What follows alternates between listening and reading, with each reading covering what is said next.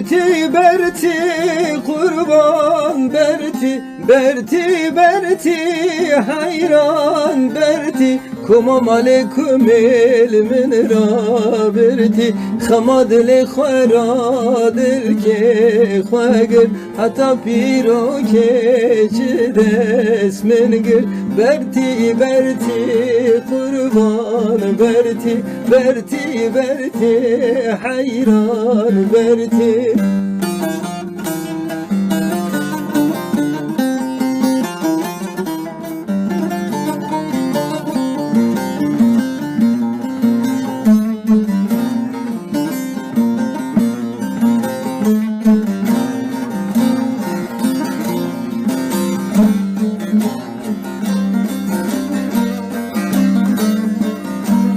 Ava bira germa keli Ava bira germa keli Serpe ya bu Hazret Ali Ez şum deslin gevi kali Godli ve ma dünya vali Berti Berti kurban Berti Berti Berti hayran Berti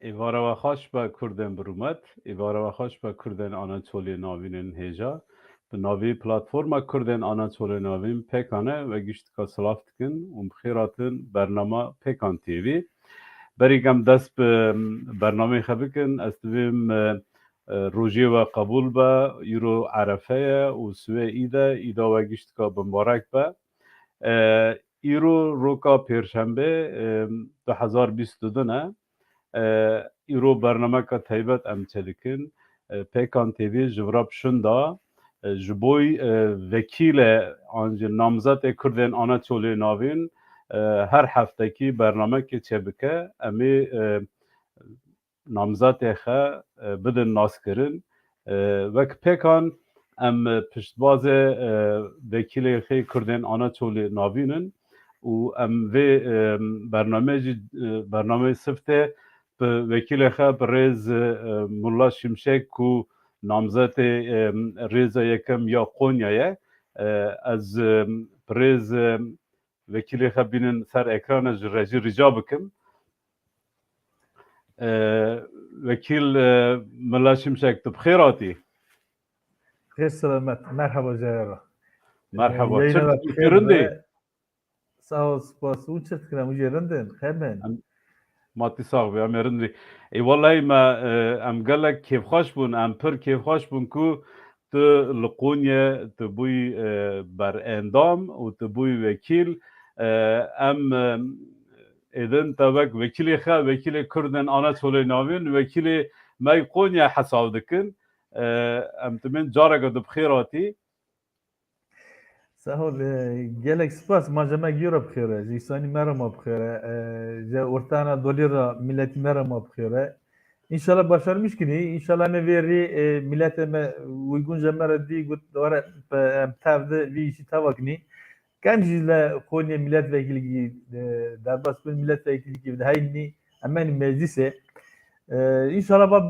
بخير بقى أبي يوري دهام كني سپاس امیک برنامه خب ترکه دوام کنی لی ما کرمانجه دست بکر خیرج وکیل ما مولا شمشک رهبر پیکانه برز علی فؤاد چولک گرسل جیب مرایه از رژی رجات کم ویژه بینن سر اکرانه برز علی فؤاد بخیراتی برنامه جارا سفته وکیل ما برز مولا شمشک با سپاس سرچاوا سرخیره به اشی دست که حوال ما تماشات کن سلافت کم هر واحد دیسا حوال مولا شمشک وکیلتی وی پیروست کم باور ما و سرکفتی به جارای کمین کردن آنادولیا ناوین ده خلق و doldurma belediyek me destxist ve carêjî dîsa hevalê Mulla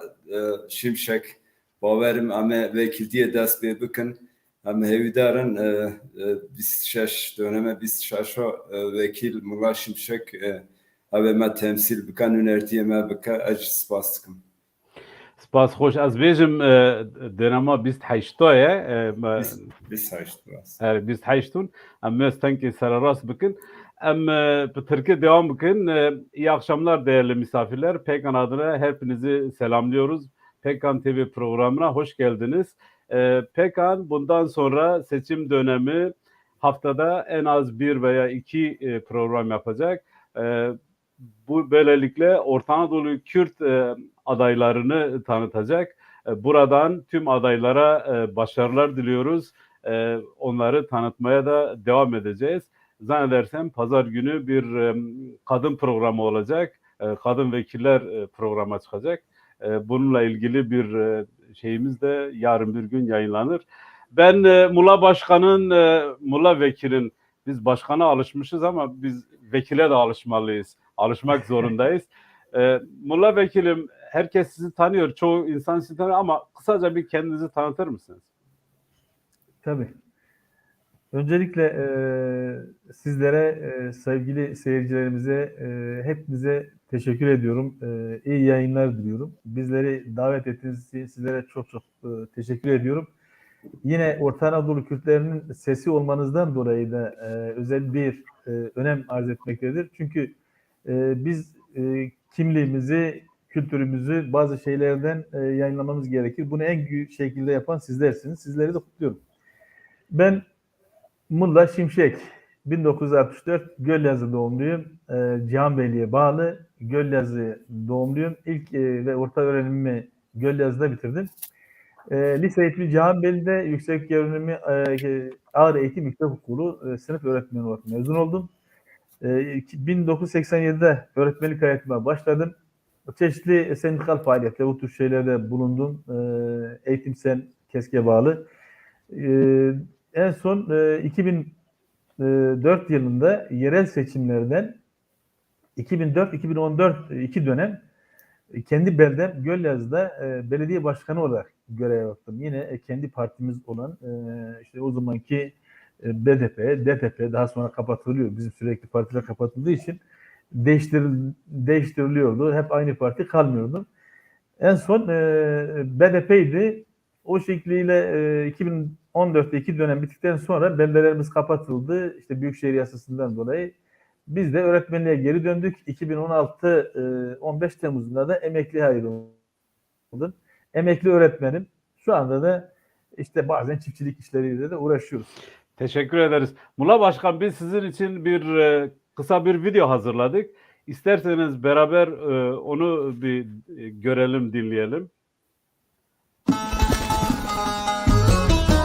Bizler Yeşil Sol Parti'deyiz. Bizler buradayız, Yeşil Sol'dayız. Yeşil Sol Parti. Merhaba, ben Mulla Şimşek. Yeşil Sol Parti Konya 1. Sıra Milletvekili adayım. Gölyazı eski belediye başkanıyım. Emekli öğretmenim ve şu an çiftçilik yapıyorum. Değerli arkadaşlar, kazanmaya ilk kez bu kadar yakınız. İşimizi şansa bırakmayalım. Desteğinize ve oyunuza ihtiyacımız var. Daha demokratik bir ülke için bize katılın. Konya'da 1-2 daha başaracağız. Güçlüyüz, kararlıyız, inanın başaracağız.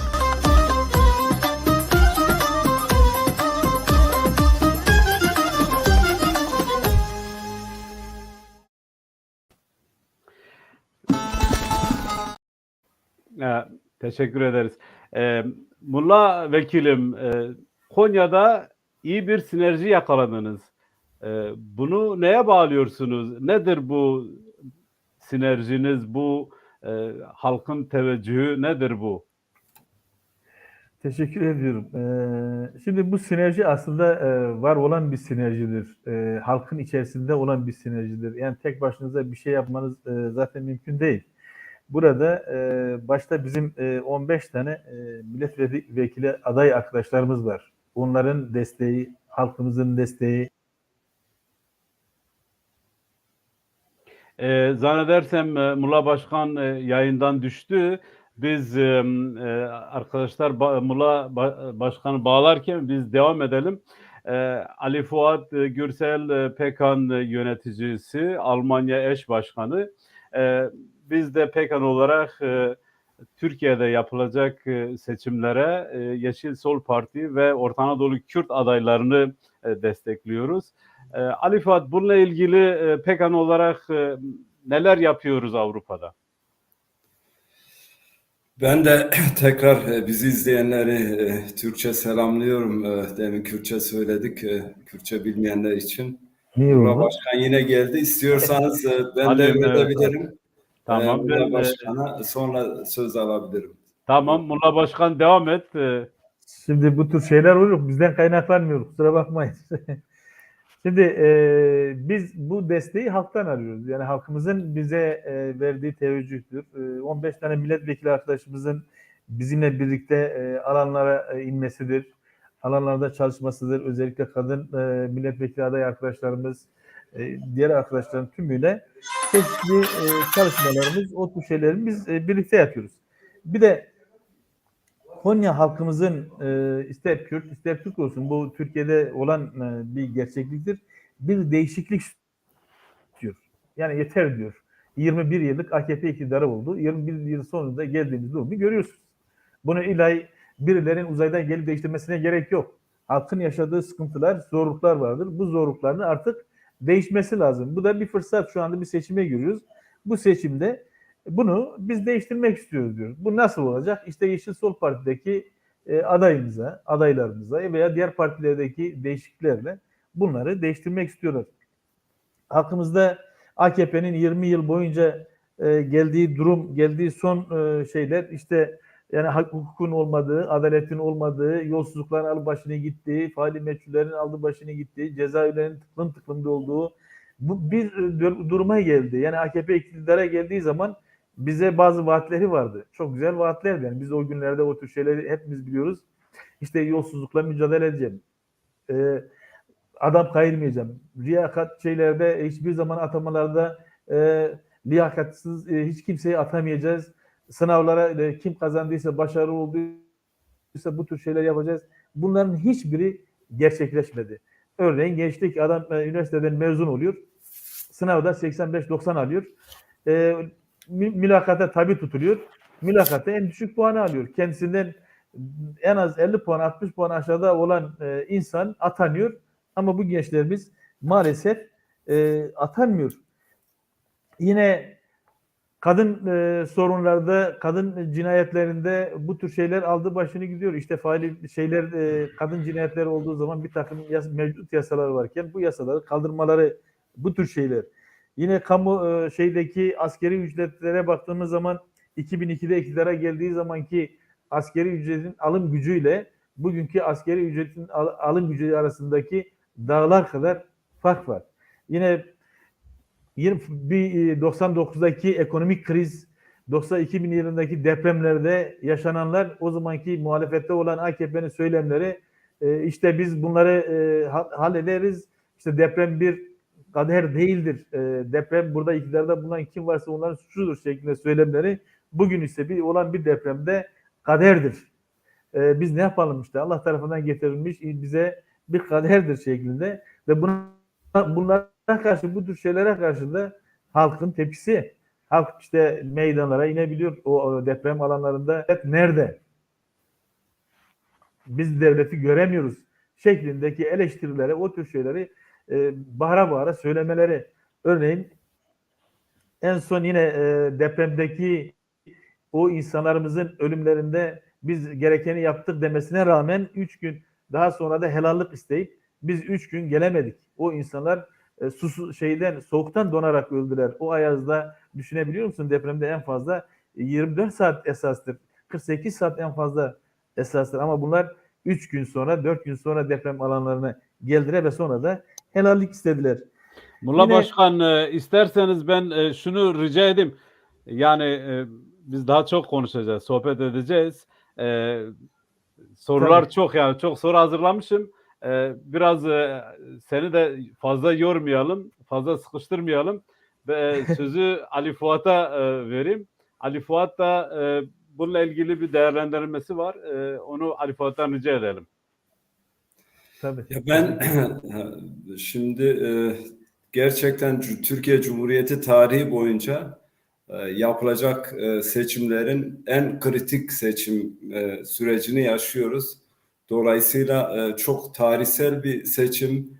O açıdan gerek bizim özelde Konya, Orta Anadolu olmak üzere tabii ki içerisinde ağırlıklı Kürtler var, Türkler var, tüm demokratik kesimleri ilgilendiren bir seçim. O açıdan bu seçimin önemini bilerek biraz daha duyarlı olmak gerekiyor. Bizler PKK olarak da bu ülkede yapılan seçimlerin tarafı olduğumuzu belirttik. Dolayısıyla orada yaşayan insanlarımızı birebir direkt ilgilendiriyor. Bu vesileyle tabii ki bu süreçte biz de Yeşil Sol Parti çatısı altında Mulla Vekil diyelim. Mulla Şimşek gerçekten bence de atmosfer son derece iyi ve biz çok önemli, çok büyük bir potansiyeliz. Kazanma koşullarımız da çok fazla. Bu açıdan bu sorunların bilincinde olarak biraz hareket etmek gerekiyor. Her zaman yapılan seçimlerden kuşkusuz ki her seçim çok önemli. Her seçimin kendine özgü önemli koşulları var. Ama bu seçimlerde AKP, MHP faşizmi başta demokrasi olmak üzere, insan hakları olmak üzere, insanların işte yaşam koşullarındaki işte enflasyondur, işsizliktir, benzeri sorunlar, işte konut sorunu, işsizlik sorunu, bir bütün olarak bu sorunların gerçekten çok daha fazla katmerleştiğini görüyoruz.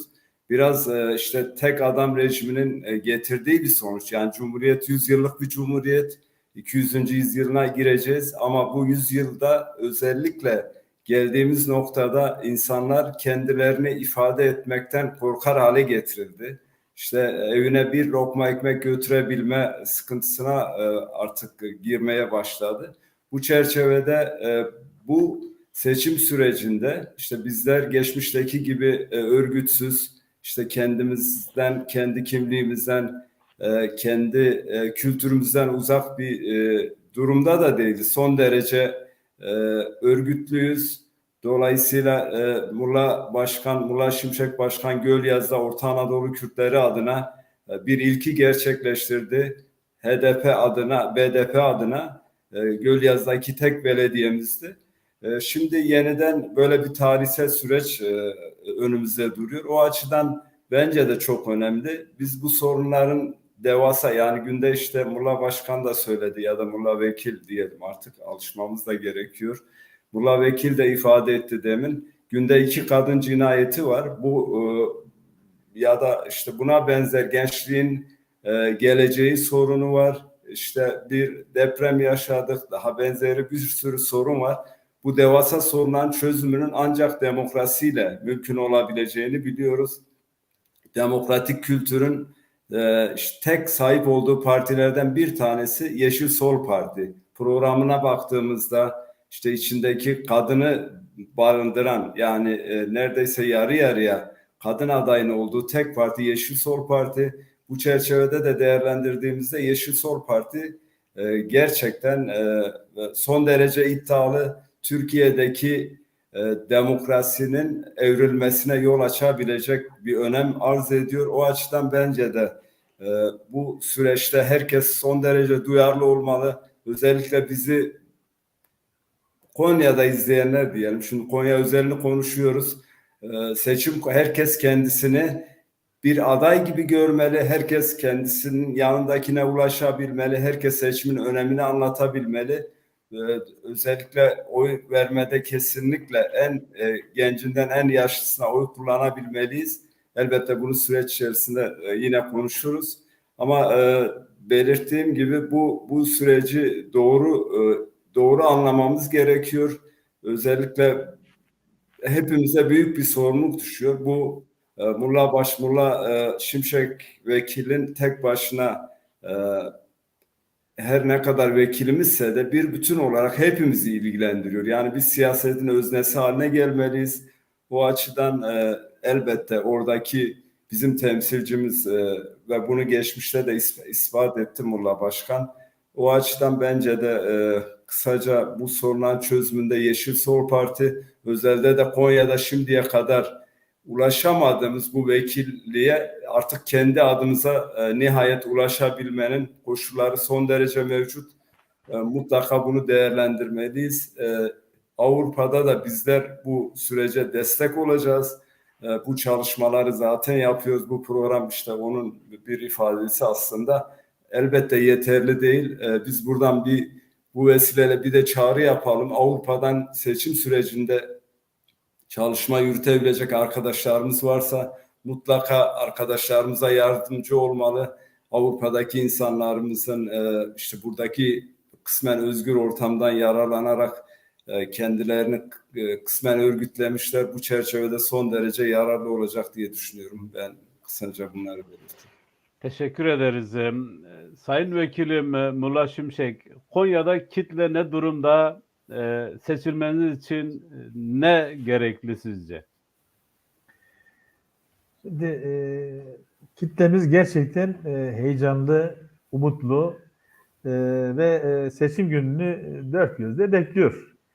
Ve bu coşkulu bir şekilde biz alanlara indiğimiz zaman inan ki bizim insanlarımıza söyleyeceklerimizden daha çok onların bize söylediği çok şeyler var ve bizimle beraber yolumuzu çiziyorlar.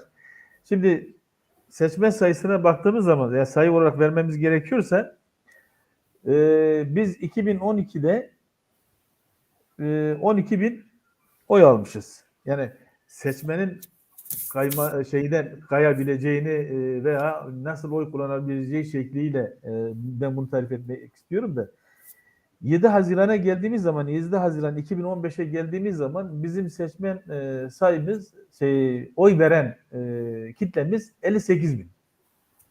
58 bine 12 binden direkt 58 bine rahatlıkla çıkabilmişiz. Bizim yaptığımız son şeylerde seçim çalışmalarında Konya'da 150 bine yakın yeni seçmen var. Anketlerdeki yapılan araştırmalara göre bu siz de takip ediyorsunuzdur. Bu genç kesimi hepsi genç kesimdir. Bu genç kesimlerin %10'u Yeşil Sol Parti'yi destekliyor. Yani bu anketlerin bir sonucudur. %10'u direktmen %10 seçmen tekrar %58'e eklendiği zaman işte belli bir rakama geliyor. Yani 65-64 bine yaklaşıyor. Biz bunu seçilebilmemiz için 72-75 bin yani AKP'deki oy düşüşü yine CHP, MHP, İYİ Parti'deki biraz yükseliş denge yani oy dağılımının bölünmesi ne kadar bu dağılım fazlalaşırsa bizdeki seçilme oy sayısı o kadar düşüyor. Yani birbirine ters orantılıdır. Şimdi biz yine yaptığımız bu son bizim partimizden aldığımız sayıyı size söylüyoruz. Cihanbeyli, Kullu, Yunak ve bölgeden gelen seçmen sayısı 178 bin. 178 bin seçmen var. Bakın toplam nüfus demiyorum. 178 bin. Merkezde sadece Selçuklu ilçesinde 48 bin. Yine Karatay ilçesinde 50 bin. Toplam 100 bine yakın iki ilçede seçmenimiz var. Yani 178 bin oyla biz 3 tane milletvekili çıkaramaz mıyız? Potansiyelimiz yok mu? Çok rahat var. Ama önemli olan bu potansiyeli biz nasıl aktif hale getiririz? Bakın daha önceleri 2015 seçimlerine kadar bizim insanlarımızda bir baraj sorunu vardı. Diyorlardı ki ya biz işte barajı aşamıyoruz. Barajı aşmadığımız zaman da işte bağımsız adayı da çıkaramadığımızdan bizim oyumuz heba olmasın, boşa gitmesin. Sağda soldaki AKP'ye verirdi, diğerlerine verirdi. Ama baraj sorunu aşıldıktan sonra ülkede baraj sorunu bittiği zaman bu sefer Konya'da sorun yaşamaya başladık. Hala bazı insanlarımızda işte geçen seçimlerde de gördük 58 bin, 60 bin lira dayanıyoruz ama 70-72 bine gelmeye 10 bin, 12 bin oy var. Biz şimdiki seçimde biz bunu aşmaya çalışacağız. Son bir şansımız ve gerçekten halkımızın müthiş bir katkı sunacağına, müthiş bir heyecanı olduğunu, o katkıyı heyecanından görüyoruz zaten. Kendisi her yerden, yani her beldeden, her köyden, her mahalleden telefonla bizi arıyorlar. Lütfen gelin, lütfen gelin. Ama süre kısa olduğu için elimizden geldiği kadar ulaşmaya çalışıyoruz ama yine de ulaşamayacağımız, gidemeyeceğimiz yerler olacaktır. Ama ben eminim ki bu sefer bu barajı da aşacağız. 78 bin, 75 bin oy alacağız. En az 72 bin almalıyız ama 72 bin oyu alıp milletvekili seçileceğimizden, halkımızın bizi seçeceğinden eminim. Ve biz de demin arkadaşımızın da söylediği gibi bir ilki daha başararak mecliste sorunlarımızı dile getirmeye çalışacağız. Teşekkür ederiz. Mulla Vekilim, Konya neden önemli? Şimdi Yani bir de şunu şöyle söyleyeyim vekilim. Biz kimine göre 500, kimine göre 300 yıldır Konya'da yaşıyoruz, Anadolu'da yaşıyoruz.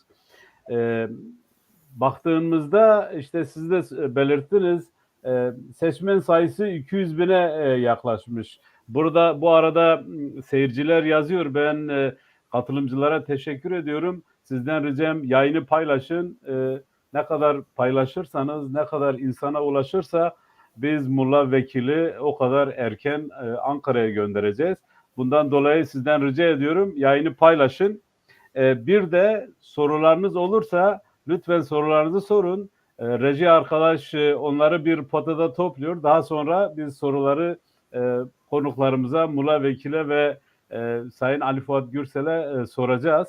Biz sorumuza dönersek Konya neden önemli? Yani 200 bin seçmenden bahsediliyor. 200 bin seçmen 3 tane milletvekiline tekabül ediyor. Yuvarlak rakam olarak. Bunun için Konya önemli. Biraz Konya'nın önemini anlatır mısınız? Şimdi demokratik yollarla bazı sorunlarımız vardır. Yani bizim Kürt sorunu diye bir sorun. Başta yani ekonomik sorunlarımız var ama başta bizim kimliğimize, bize dayanan bir Kürt sorunumuz vardır. Şimdi Konya özelinde demokratik haklarla, demokratik taleplerle çıkabilecek bir yerdir. Yani muhafazakar bir bölgedir.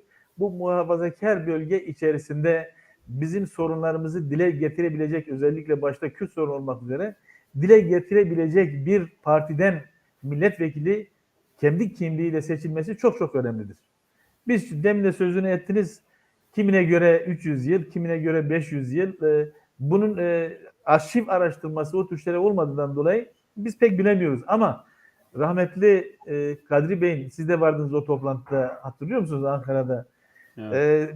Söylediği 1080'li yıllarda, sadece 300-400'lü yıl değil, Konya merkezde 1084 yılında Kürtlerin olduğunu belgeleriyle, kayıtlarıyla ispatladı. Ve hala da vardır. Eğer arşivler araştırırsa bunlar vardır. Şimdi biz 1000 yıllık bir tarihimiz, bir geçmişimiz olan bir bölgede kimliğimizi kaybetmeden, kültürümüzü kaybetmeden, dilimizi kaybetmeden eğer kendimize sahip çıkıp meclise gidebileceksek bu Konya'yı gerçekten Türkiye'yi demokrasi alanında yolunu açacak iyi bir yol olacaktır. Şimdi Konya, diğer partiler, mesela bizim partimiz bölgede birincidir. Hiçbir şey olmuyor. Yani niye olmuyor? Zaten alışmışız. 50 milletvekili, 100 milletvekili bölgeden çok rahat bir şekilde gidiliyor.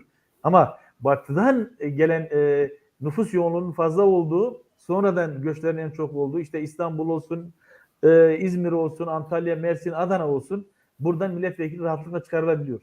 Ama bizim şu anda yerleşik olarak kalabilen 1000 yıldır burada yaşadığımız bir Konya'da neden bir milletvekili olmasın? Bu bir milletvekili çıktığı zaman o sorunların demokratik bir şekilde mecliste tartışabilip sorunlarımızı çözebilirsek ne mutlu bize. Ve onun için Konya'dan da bir sesin gitmesi gerekir. Konya'da işte daha önceleri bazı örnekler verir. Şimdi anlattığı zaman var mı bilmiyorum da. İşte gelip ta şeye dayadılar, Iğdır'a dayadılar. Iğdır'ın belediyesini de aldılar dediklerinde bizim mecliste Sarısaklı'da bizim Gölyazı var. Ankara'nın dibindeyiz dedi. O Gölyazı da belediyemizdir. Biz Ankara'yı da alacağız diyordu. Bakın ondan sonra biz Ankara'da milletvekili çıkarttık. Öyle değil mi? Hemen Ankara'nın dibinde Konya var. Neden bir milletvekili de çıkarmayalım? bunu da çok rahat bir şekilde çıkarır. İşte sorunlarımızı barışçıl, demokratik, anayasal düzlemde çözebileceğimiz meclise kendimizi taşıyabilirsek, halkımızın istediği de budur. Halkımızın teveccühü de bizi meclise gönderip sorunlarımızı demokratik zeminde çözmek için bize vereceği destektir. Onun için Konya önemlidir. Teşekkür ederim Mulla Vekilim. Sayın Ali Fuat, şöyle bir soru sorayım. Bu aklıma geldi. Belediye seçimlerinde 2014'te ben de oradaydım, çalışmalara katılmıştım. Yaşlı bir amca, kendisi AKP'ye oy veren, demişti ki ben oyumu kendime veriyorum demişti. Ben kendisine söyledim, siz AKP'lisiniz, siz bize oy vermiyorsunuz. Nasıl oluyor bize oy veriyorsunuz? Evet dedi, doğru dedi. Ama benim varlığım, benim kimliğim ilk kez burada teyit edilecek. Yani bundan bahsettiği Kulu'daki belediye başkanlığı. Şimdi bakıyorum böyle bir şey var, böyle bir atmosfer var. Orta Anadolu Kürtleri kendisine çıkma. Diğer taraftan eğer biz yani Türkiye'yi ele alırsak bir demokratik temsil olacak. Bunu nasıl değerlendiriyoruz? Ya öncelikle pardon Mulla Vekil demin söyledi. Kürtler doğru Kadri Yıldırım diyordu. Ta Anadolu Selçuklular Konya'ya gelince Alparslan işte Türklerin Anadolu'ya gelişi diyelim. Ta o dönemden Kürtlerin yazılı kaynakları var Konya'da yaşadığına ilişkin. Tabii Kürtler buranın elbette binlerce yıldır burada yaşayan bir gerçekliği var. Aynı zamanda kültürünü koruyan, dilini koruyan, kimliğine sahip çıkan bir toplum. Tabii gitgide üzücü olan elbette bir asimilasyon var. Yani böyle bir gerçeklik var. Tabii bizim zaten mevcut politikalarımız, işte Mulla Başkanı, Mulla Vekili oraya gönderme amacımızdan bir tanesi de esas olarak o. Tabii günümüzün esprisi de biraz o. Yerelden yönetim diye bir anlayış var. Yani özellikle Avrupa'da çok gelişkin Batı demokrasilerinde insanlar kendilerini yönetiyor. Yani işte örneğin burada herhangi bir kahveye gitseniz, herhangi bir işte daha farklı bir yere gitseniz orada görürsünüz. Yani insanlar aslında örgütlü, birbiriyle sürekli ilişki içerisinde. İşte sorunlarını konuşuyor, tartışıyor. Şimdi Konya'nın sorunlarını en iyi kim bilir?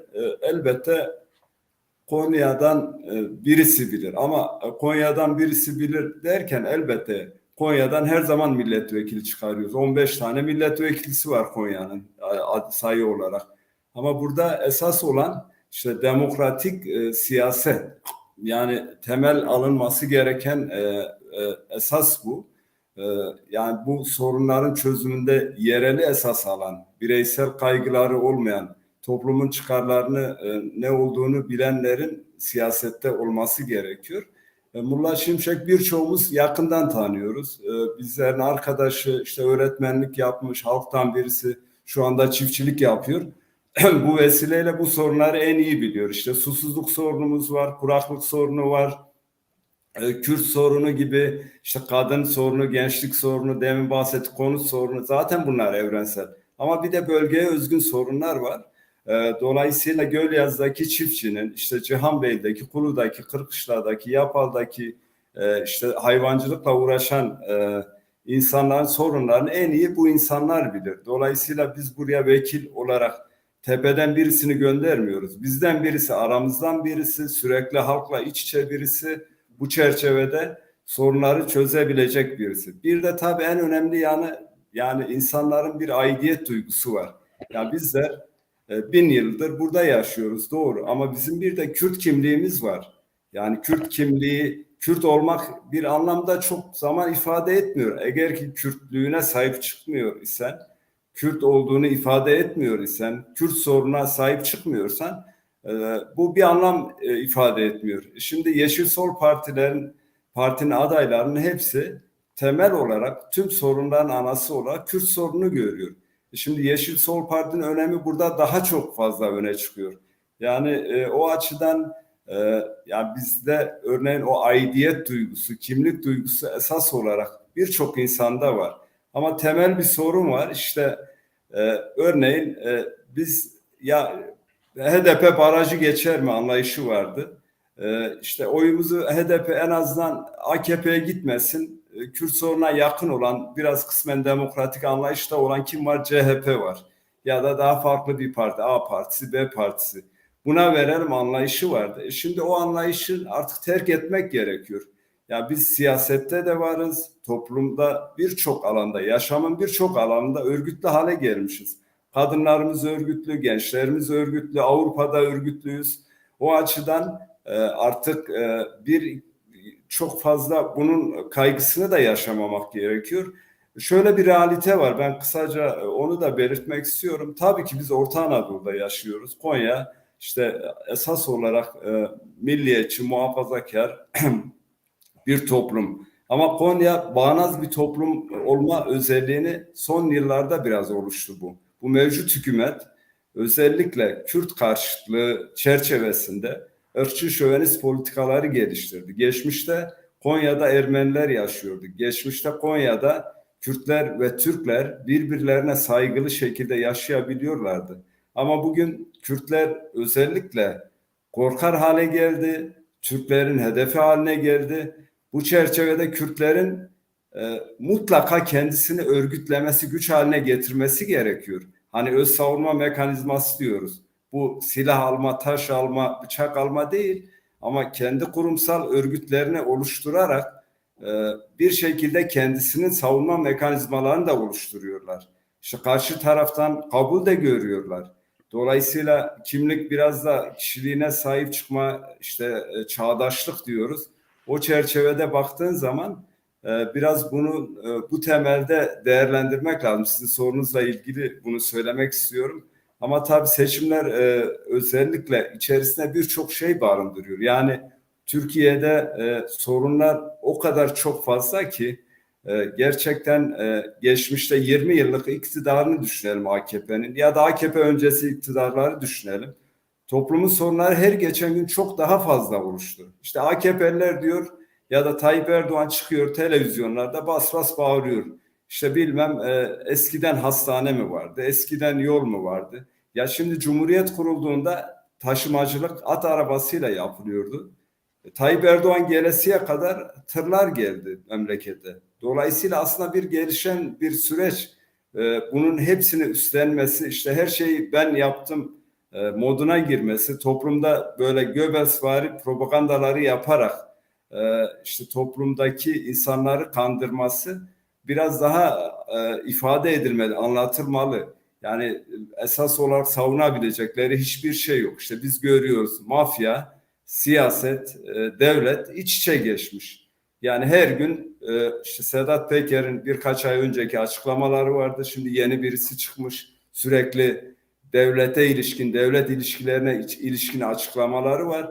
Dolayısıyla çok çarpıcı. Siyaseti temiz hale getirmek gerekiyor. Özellikle Yeşil Sol Parti bu konuda son derece iddialı, son derece temiz bir parti. Yani kişisel, bireysel beklentilerin ötesinde toplumsal çıkarları esas alan bir yaklaşımı var.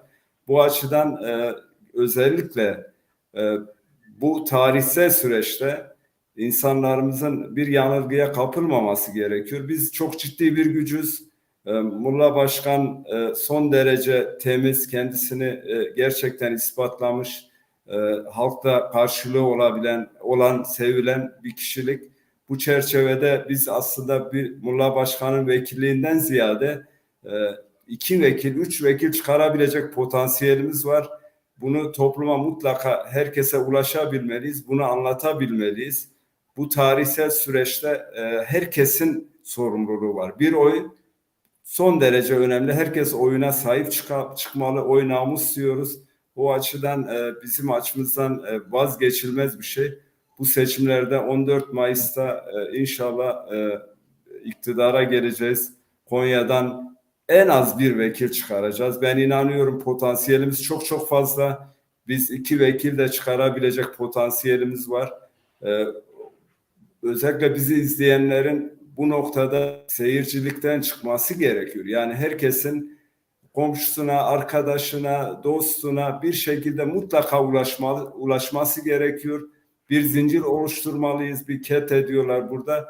Herkese ulaşmalıyız. Bu tarihsel süreci mutlaka lehimize çevirmeliyiz. Biz bu konuda iddialıyız. Ben şahsen çok çok umutluyum. Umarım başaracağız. Teşekkür ederiz.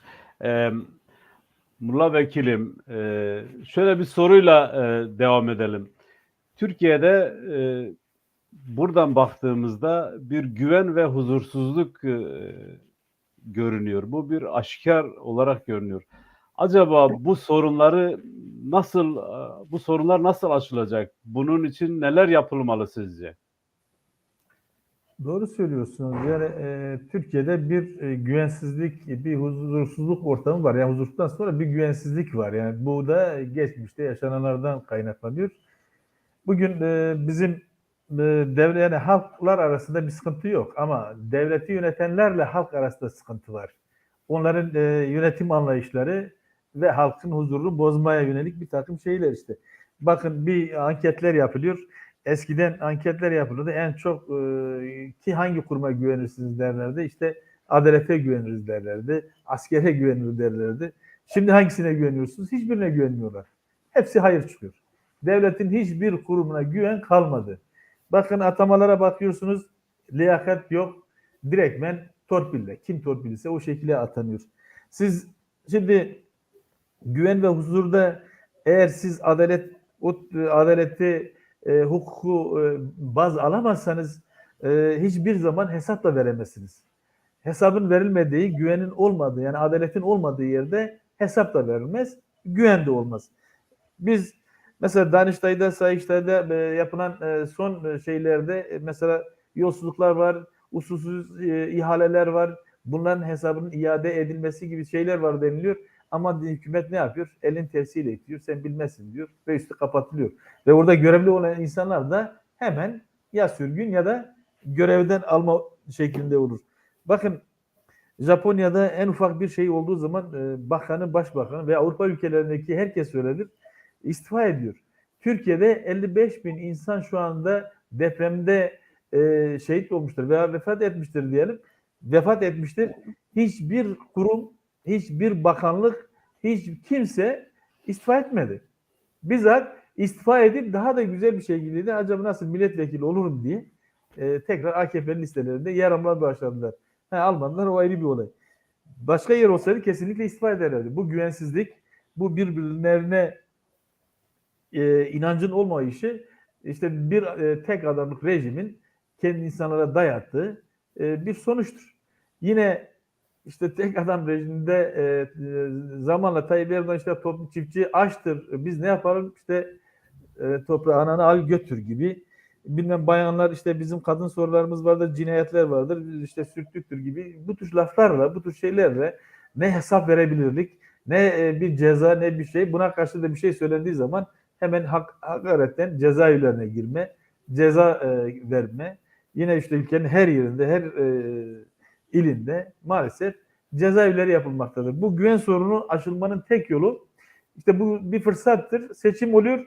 Bu seçimde tekrar anayasal kurum olan Türkiye Büyük Millet Meclisi'nde yasal şey yapabilecek, değişiklikleri yapabilecek salt çoğunluğu elde etmektir.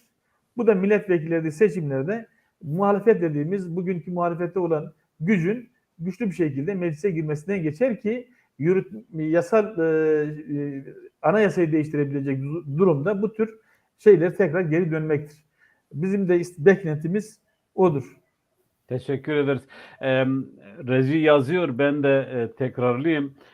Soru sormak isteyen arkadaşlar sorularını sorabilirler, yazarak sorabilirler. Biz daha sonra ekranda onları bir potada toplayıp Sayın Vekilimize ve Ali Fuat arkadaşımıza soracağız. Mulla Vekilim, bu AKP-MHP hükümeti bu son 10 sene içerisinde kadına bakış açısı değişti.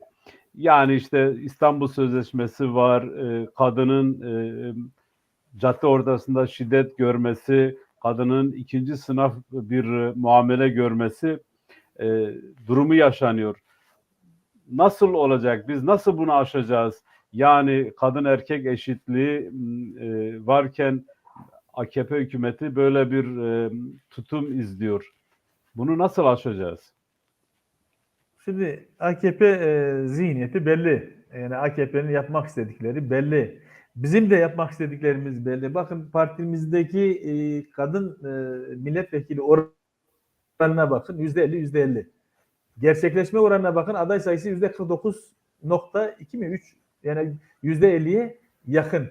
Şimdi senin olmadığın bir yerde senin haklarının verilmesi, savunması mümkün değil. İşte AKP'deki işte o daha önceki kadın bakanın zamanında yapılanlar belli, bir bayandır. Kendi hem cinsine yapılanları normal karşılayan insanlardır bunlar. Küçük yaşta evlilikler, işte kadın kaçırmalar, kadın cinayetleri. Bu İstanbul Sözleşmesi işte Avrupa Konseyi'nin bir sözleşmesidir. Türkiye'nin bizzat AKP hükümeti tarafından kabul edilmiş bir sözleşmedir.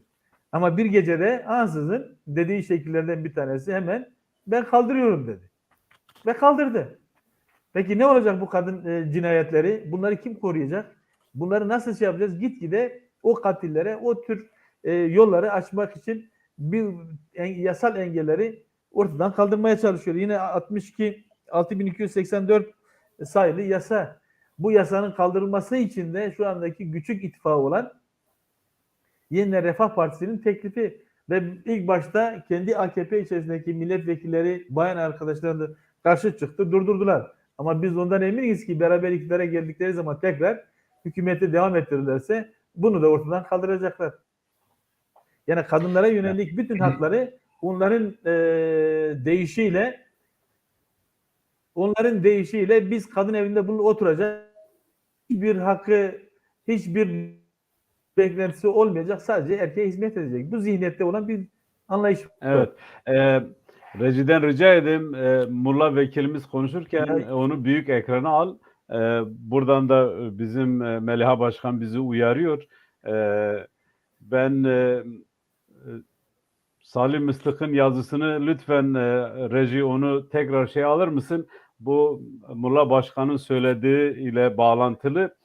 Salim Mıstık bizim Kulu eski HDP eş başkanıydı. Şöyle yazıyor.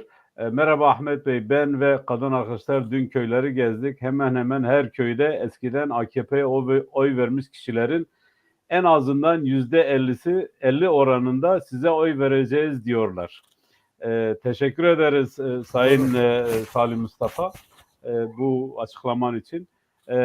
Ali Fuat, biz Avrupa'da PKK'nın bu Türkiye'de yapılacak seçimler ve Yeşil Sol Parti ile beraber neler yapılacak? Ne gibi bir çalışma var? Biraz kısaca ondan bahseder misiniz? Rica edin, biraz kısa olsun. Tamam. Ya ben tabii onu söyleyeceğim ama biz tarihin en gerici, en faşizan hükümetiyle karşı karşıyayız. Bunun altını özenle çizmek gerekiyor. Stratejik olarak mutlaka bunların gitmesi gerekiyor. Mesela içinde Hüdapar gibi Hizbullah'la adı anılan, kadın cinayetlerine adı karışan, onlarca cinayeti olan birisiyle ittifak yapan AKP'yi görmek gerekiyor.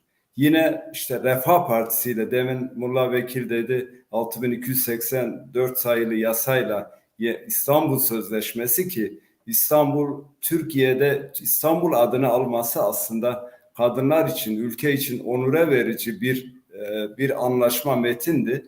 Onu bile red ediyorlar, inkar ediyorlar. Bu çerçevede bu hükümetin mutlaka, bu çağ dışı gerici hükümetin mutlaka gönderilmesi gerekiyor. Bu hepimizin sorumluluğunda. Bunun altını çizmek gerekiyor. Bir diğer nokta Avrupa'da bizler tabii ki buradaki birçok arkadaşımız Yeşil Sol Parti'nin seçim komisyon çalışmalarında yer alıyor aktif şekilde. Biz özellikle Orta Anadolu Kürtlerinin isim ve işte oy hakları olup olmadığını, yani Türkiye Cumhuriyeti vatandaşlığına sahip olup olmadığını bulmaya çalışıyoruz. Biraz ona yönelik çalışmamız var. Örneğin geçen hafta ya da 2 hafta önce Den Haag'a gitmiştik. Orada bir halk toplantısı yaptık. Yaklaşık 1600 tane Orta Anadolu Kürdü var. Bunlar direkt ülkeye yansıyan sonuçlar elbette. Son derece Avrupa seçimleri de önemli.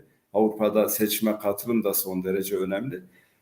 Tabii biz platform olarak işte bu özellikle televizyonlarda bu PKK'nın sizin aracılığınızla ya da bizim aracılığımızla bu yayınları devam ettirme, özellikle bu konuları işleme, vekillerle birlikte bu sürece müdahil olma yönünde bir çalışmamız var.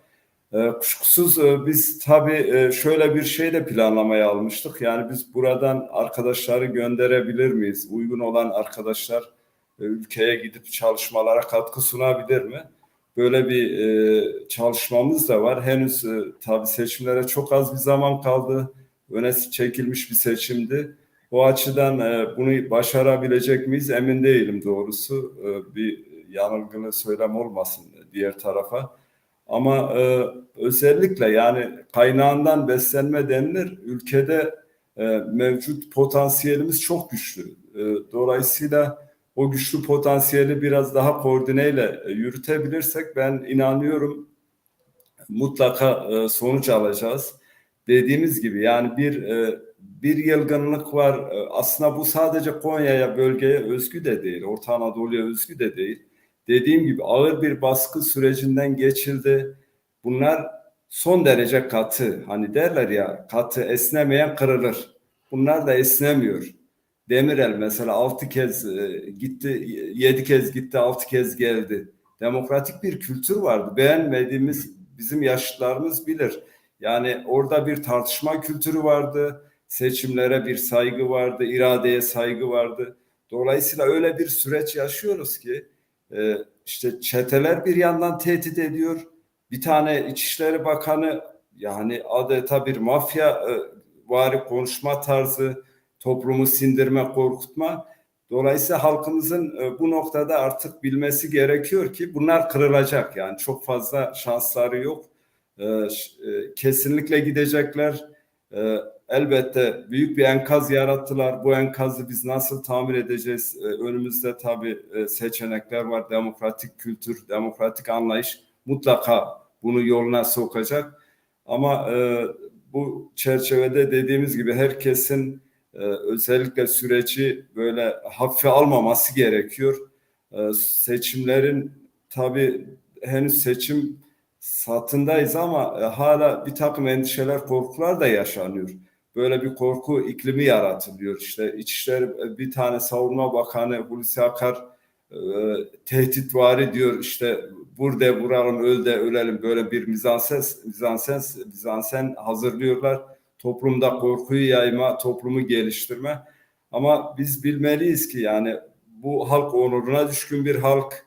Dolayısıyla korku duvarını yıktı aslında çoktandır yıkıldı. Belki biz biraz Orta Anadolu'da bu iklim yani bir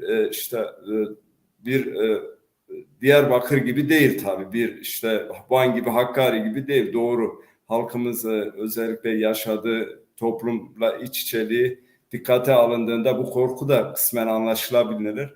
Ama ben şuna inanıyorum. Biz bu korkuyu kesinlikle aşabilecek bilinçteyiz. Başka kaybedecek hiçbir şeyimiz yok. Bunun bedelini ödetmeye hakkımız yok. Herkes sorumlu davranmalı diye düşünüyorum. Mutlaka biz bunu başaracağız. Onu söyleyeyim kısaca. Teşekkür ederim.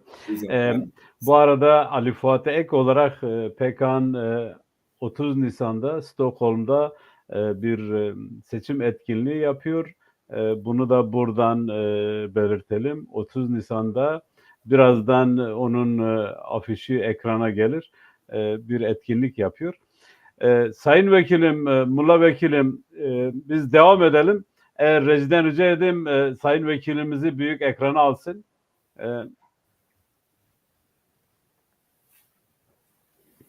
Tamam. Sayın Vekilim, Türkiye'de AKP ve MHP iktidarı bu demokrasiyi tabiri caizse askıya aldı. Yani demokrasi adına bir şey kalmadı. İşte sizler de yayın başladıktan bu yana dile getiriyorsunuz. Şimdi böyle bir ortamda seçime gidiliyor ve insanlarımız, halkımız, Türkiye halkları görüyor bunu. Bunu aşmak için neler yapılmalı? Yani diyelim ki biz yarın seçildiniz, meclise Ankara'ya gittiniz. Ne yapılmalı ki bu demokrasi yeniden inşa edilsin? İlk adım Konya'dan bir vekili meclise göndermektir. Yani bu gerçekten olmalıdır. Çünkü sen eğer Konya'dan bir vekil gönderebilirsen bu azınlıkların sorunlarının da tartışılabileceği alanlara taşınmış olur. Yani demokrasi sadece çoğunluk haklarını savunmak değildir. Demokrasi aynı zamanda çoğunluğa karşı azınlık haklarını da savunmaktır. Biz Orta Anadolu'da bulunan Kürt kimliğimizle eğer meclise gider sorunlarımızı tartışabilirsek demokrasi o zaman gelmiş olur. Bugün AKP iktidarının tek adam rejiminin bize dayattığı, bize söylettiği her şeyi boşa çıkarmanın tek yolu budur. Yani biz sorunlarımızı demokratik bir zeminde nasıl çözebiliriz, nasıl farklarımızla birlikte yaşayabiliriz. Bunu eğer mecliste dile getirebilirsek, bunu anayasal düzende zemine oturtabilirsek, kanunlarla bunu sabitleştirebilirsek, inan ki en güzel demokrasi bence budur.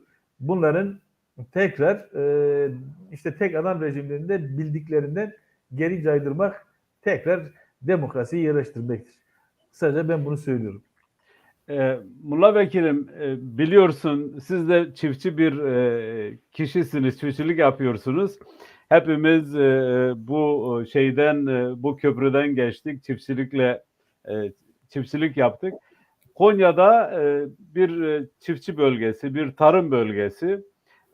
Tarım adeta durmuş durumda. Yani insanlar tarlasını ekemiyor, ektiğini biçemiyor. Çok zor bir koşullar var. Nasıl olacak? Bunlar nasıl çözülecek? Bu tarım sorunları, tarımla ilgili sorunlar nasıl çözülecek? Şimdi tam sorunuzu tam alamadım. Galiba şeyini anladım yani. Ses gitti, geldi gitti. Öyle mi? Şimdi İsterseniz bir çiftçi daha sorunu, sorayım. tarım sorunu, Evet. tarım sorunu o şekliyle kısaca ben değineyim. Evet, son zamanlarda biraz çiftçilik yapıyoruz. Gerçekten yani nereden başlayabilirsin, ne yapabilirsin? Bugün Türkiye'nin geldiği duruma bakıyorsun.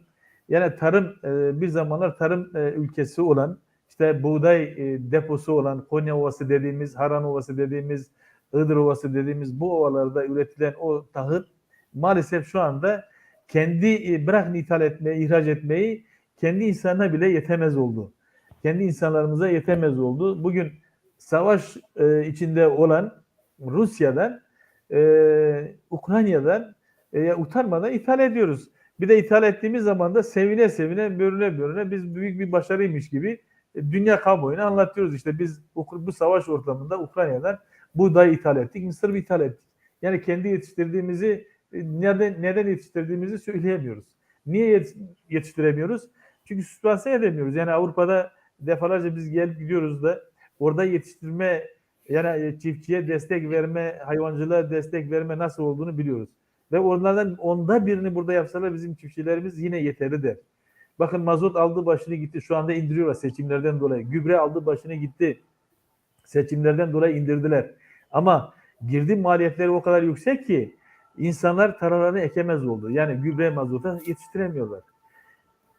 Hayvancılık maalesef 3 yıl önce, 2 yıl önce hayvan üreticileri bağıra bağıra bağırıyordu. Arkadaş yapmayın bunu. Eğer siz bu ithal eti, ithal hayvancılığı getirebiliyorsanız yarın Türkiye'de bu hayvancılık biter. Biz etin kilosunu 300-400 liradan hatta şu anda 1000 liranın sözü ediliyor. Biz yemek zorunda kalacağız. Zaten fakir fukara yılda bir defa yiyor. Ama üretime geldiği zaman insanlarımız işte o girdi maliyetleri, yemin, girdi maliyetinin, ilaçların, veterinerin, o tür şeylerin fazla olmasından dolayı geç 2 yıl önceye kadar insanlarımız bütün hayvanlarını kestiler. Çoğu hayvanlarını kestiler. Şu anda etin kilosu 300-350 lira. Bu çiftçilik yapan insanlar ve tüketen insanlar sıkıntı yaşıyor. Aradaki alım satım yapan insanlar hiç umurlarında bile değil. Yani en basit bir örnek. Geçenlerde 1 kilo et aldık. 320 lira, 330 lira dedim. Ne oluyor ya? Altın mı alıyoruz? Oradaki adamın söylediği soruya, verdiği cevaba bak.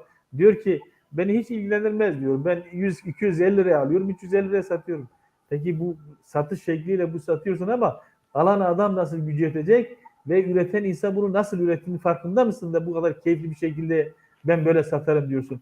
Yani bu tür sorunlar vardır ülkemizde. Bunların işte getirdiği sonuç da budur. Bugün ithal eden bir ülke haline geldik. Her alanda, yani bu sadece çiftçilikte değil, bütün alanlarda dışarıya bağımlı hale geldik. Bunun sonu da iyi olacağını hiç tahmin etmiyorum. Galiba etin kilosunu da 1000 liradan yemeye başlayacağız.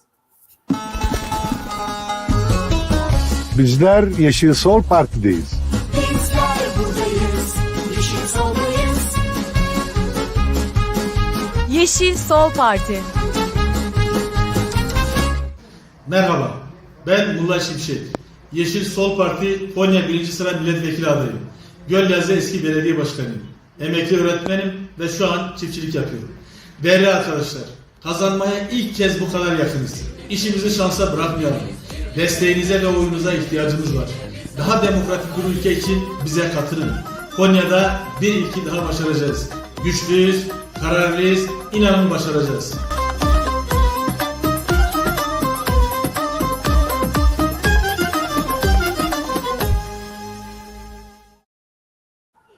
Teşekkür ederiz reji. Tekrar videoyu o gösterdi. Teşekkür ederiz. Mullah Vekilim, biz isterseniz devam edelim. Bir soruyla daha devam edelim. Ülke bir dar boğaz yaşıyor. Aslında soruyu cevaplandınız ama biraz daha vurgulamak için tekrar soralım. Ülke bir dar boğaz yaşıyor. Yoksulluk, geçim sıkıntısı had safhada. Bu nasıl aşılacak? Eğer bu yeni meclis kurulursa bu sorunlar nasıl çözülecek? Bununla ilgili bir şeyiniz var mı? Bir öngörünüz var mı? Şimdi demin de bir şeyler onunla ilgili kısaca değindik de bu üretime dayalı bir anlayış olmadıktan sonra, yerinde istihdama yönelik bir anlayış olmadıktan sonra bizim bu özellikle bu sıkıntıları yapmamız mümkün değil. AKP ilk başta iktidara geldiği zaman söylediği önemli şeyler işte haktır, hukuktur, adalettir. Yine işte 3Y'den bahsederdi. Yolsuzluk, yoksulluk ve yasaklardı. Ama şu anda gelinen nokta ise tamamıyla bunlara sığınmış, bunları kendine rehber edilmiş bir anlayışla hareket ediyor. Biz bunların yine ortadan kaldırarak, yerinde istihdamı sağlayarak, hayvancılığı teşvik ederek, çiftçilerimize sübvansiyon, işte mazot, gübre sübvansiyonu sağlayarak, bunlara destek vererek biz tekrar bunları canlandırmaya çalışacağız. Yani biz kendimiz iktidara gelmesek dahi en azından komisyonlarda, meclis kürsüsünde bunları sürekli dile getireceğiz. Şu anda AKP'nin hiçbir milletvekili, hiçbiri bu tür şeyleri dile getirdiği yok. Yine işte bakanların söylediği umudu gözlerimden diyor, bakın diyor, ışığı gözlerimden bakın diyor. Biri kalkıyor işte tamam deprem oldu ama yağmur iyi yağdı falan. Canlar gitti ama yağmur güzel yağdı. Bu tür günübirlik yani insanlarımızı böyle aşağılarcasına halkı hiçe sayarak söylenen söylemlerdir. Bunları ortadan kaldırmalıyız diyorum.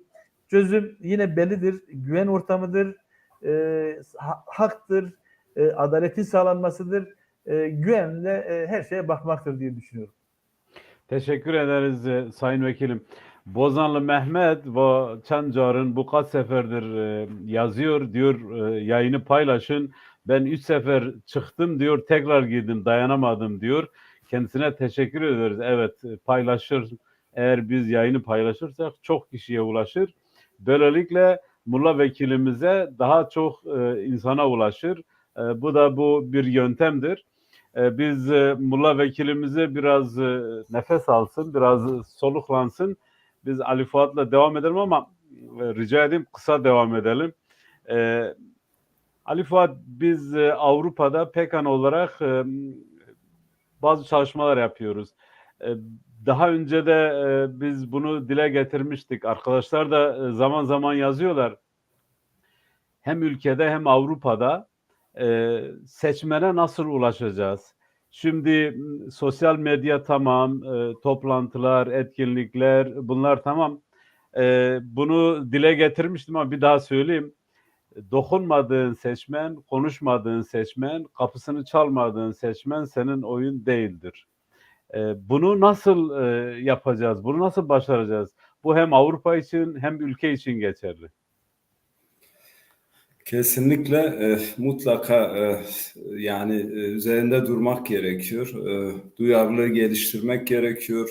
Sorunları yeniden ortaya koymak gerekiyor. Çözümü üretmek gerekiyor. Ya biz tabii bu çalışmalarda esas aldığımız yöntem konsolosluklardan bizlere verilen bir liste var. Bu listeyi esas alarak orada işte herkes kendi bölgesinde kendi insanını bulmaya, işte doğum yeriyle nereye kayıtlı olur, Cihanbeyli, Konya, Kulu, işte Ereğli benzeri şekilde bunları esas alarak bir ilişki geliştirme yöntemi oluşturduk. Dolayısıyla biz Avrupa'da çalışma yöntemimiz bu. Ülke gibi böyle kapı kapı gezme biraz buranın koşullarına da uygun değil. Ülke tabii daha farklı. Temel olarak bunu esas aldık. Bir ikincisi biz zaten tüm yakınlarımıza mutlaka Avrupa'dan bir kez daha ulaşabilmeliyiz. Bu duyarlılığı mutlaka geliştirmeliyiz. Temel yani esas alabildiğimiz bu. Bir de sosyal medyayı son derece iyi kullanmak gerekiyor. İşte neredeyse sanıyorum 5 milyona yakın Z kuşağı denilen 2007-15 arasında 2015 arasında doğan gençler var ve bunların hepsi sosyal medyaya son derece hakim. İşte çevre sorunuyla, kadın sorunuyla, gençlik sorunuyla, eğitim sorunuyla son derece ilgililer. Mutlaka onlara yönelmek gerekiyor. Onlara zaten sorunlarını biliyorlar. Dolayısıyla çözümlerini biraz ortaya koyabilmek gerekiyor. Ben uzatmayacağım ama kısa bir mevcut hükümete ilişkin vurgulanmasını beklediğim bir şey var. Yani hükümet içeride halkına düşman, dışarıda komşulara da düşman. Yani Orta Doğu toplumuna, yani özel olarak zaten Kürtlere bir düşmanlığı var. İşte Rojava'da, işte Başvur'da nerede bir Kürt kazanımı varsa ona yöneliyor, onu yok etmeye çalışıyor. Yine komşu içeride işte yani örneğin maden faciasını düşünelim. Yani işte maden fıtratında var diyerek işin içerisinden kolayca sıyrılabiliyor. Buna benzer işte daha onlarca sorun var. Depremde örneğin neredeyse bazıları 200 bine yakın rakam telaffuz ediyor. Sanıyorum 100 bin civarında insan maalesef yaşamını depremde yitirdi. Bu doğal bir afet denilebilir ama birçok ülkede doğal afetler son derece hafif şekilde atlatılabiliyor. Neredeyse 21 yıllık bir iktidar ve bugünkü mevcut teknolojiyle bu binaların çoğu da hepsi yeni yapılmış. Dolayısıyla bunların baş sorumlusu bu hükümet. O açıdan aslında her konuda son derece başarısız bir hükümet ama ciddi algı yaratma. Yani bunu işte %95 medyaya hakim. Bu medya üzerinden bunu çok rahat gerçekleştiriyor.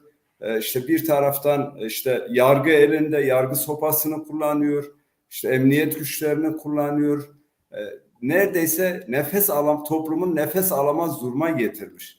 Bizler tek elimizde var olan bir tek silahımız var, oyumuz. Dolayısıyla bu oyu biz doğru kullanırsak biz bu işin içerisinden çıkarız. Deyim yerindeyse yeni bir sürecin kapısını aralarız.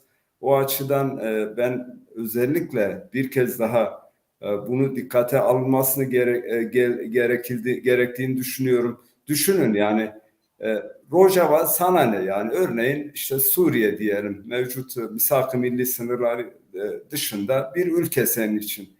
Şimdi oradan sana bir taş atılmamış, sopa atılmamış. Bak hala oradan oy devşirmeye çalışıyor. Yeni provokasyonlar yaratıp içerideki ırkçılığı ve şövenizmi yaratıp toplumu yeniden nefessiz bırakmaya çalışıyor. Toplumun duyarlı olması gerekiyor. Bu milliyetçiliğe, şövenizme karşı mutlaka oyunu Yeşil Sol Parti'ye vermeli diye düşünüyorum. Konya'da da özellikle Konya'nın her yerinde bir aday meselesini artık aşmak gerekiyor. Biz mutlaka ikinci adayımızı göndermenin hesaplarını yapalım. Yani bizim oy potansiyelimiz gerçekten çok çok fazla. Avrupa'dan biz oradakilere ulaşacağız. Oradaki yakınlarımız seferber olacak.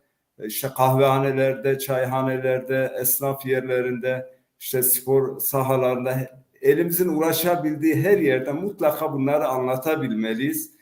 Dostlarımız da var. Yani biz Türklerle bir düşmanlığımız yok. Biz ortak yaşam kültürünü herkesten çok savunuyoruz. Temel esprimiz de o esas olarak.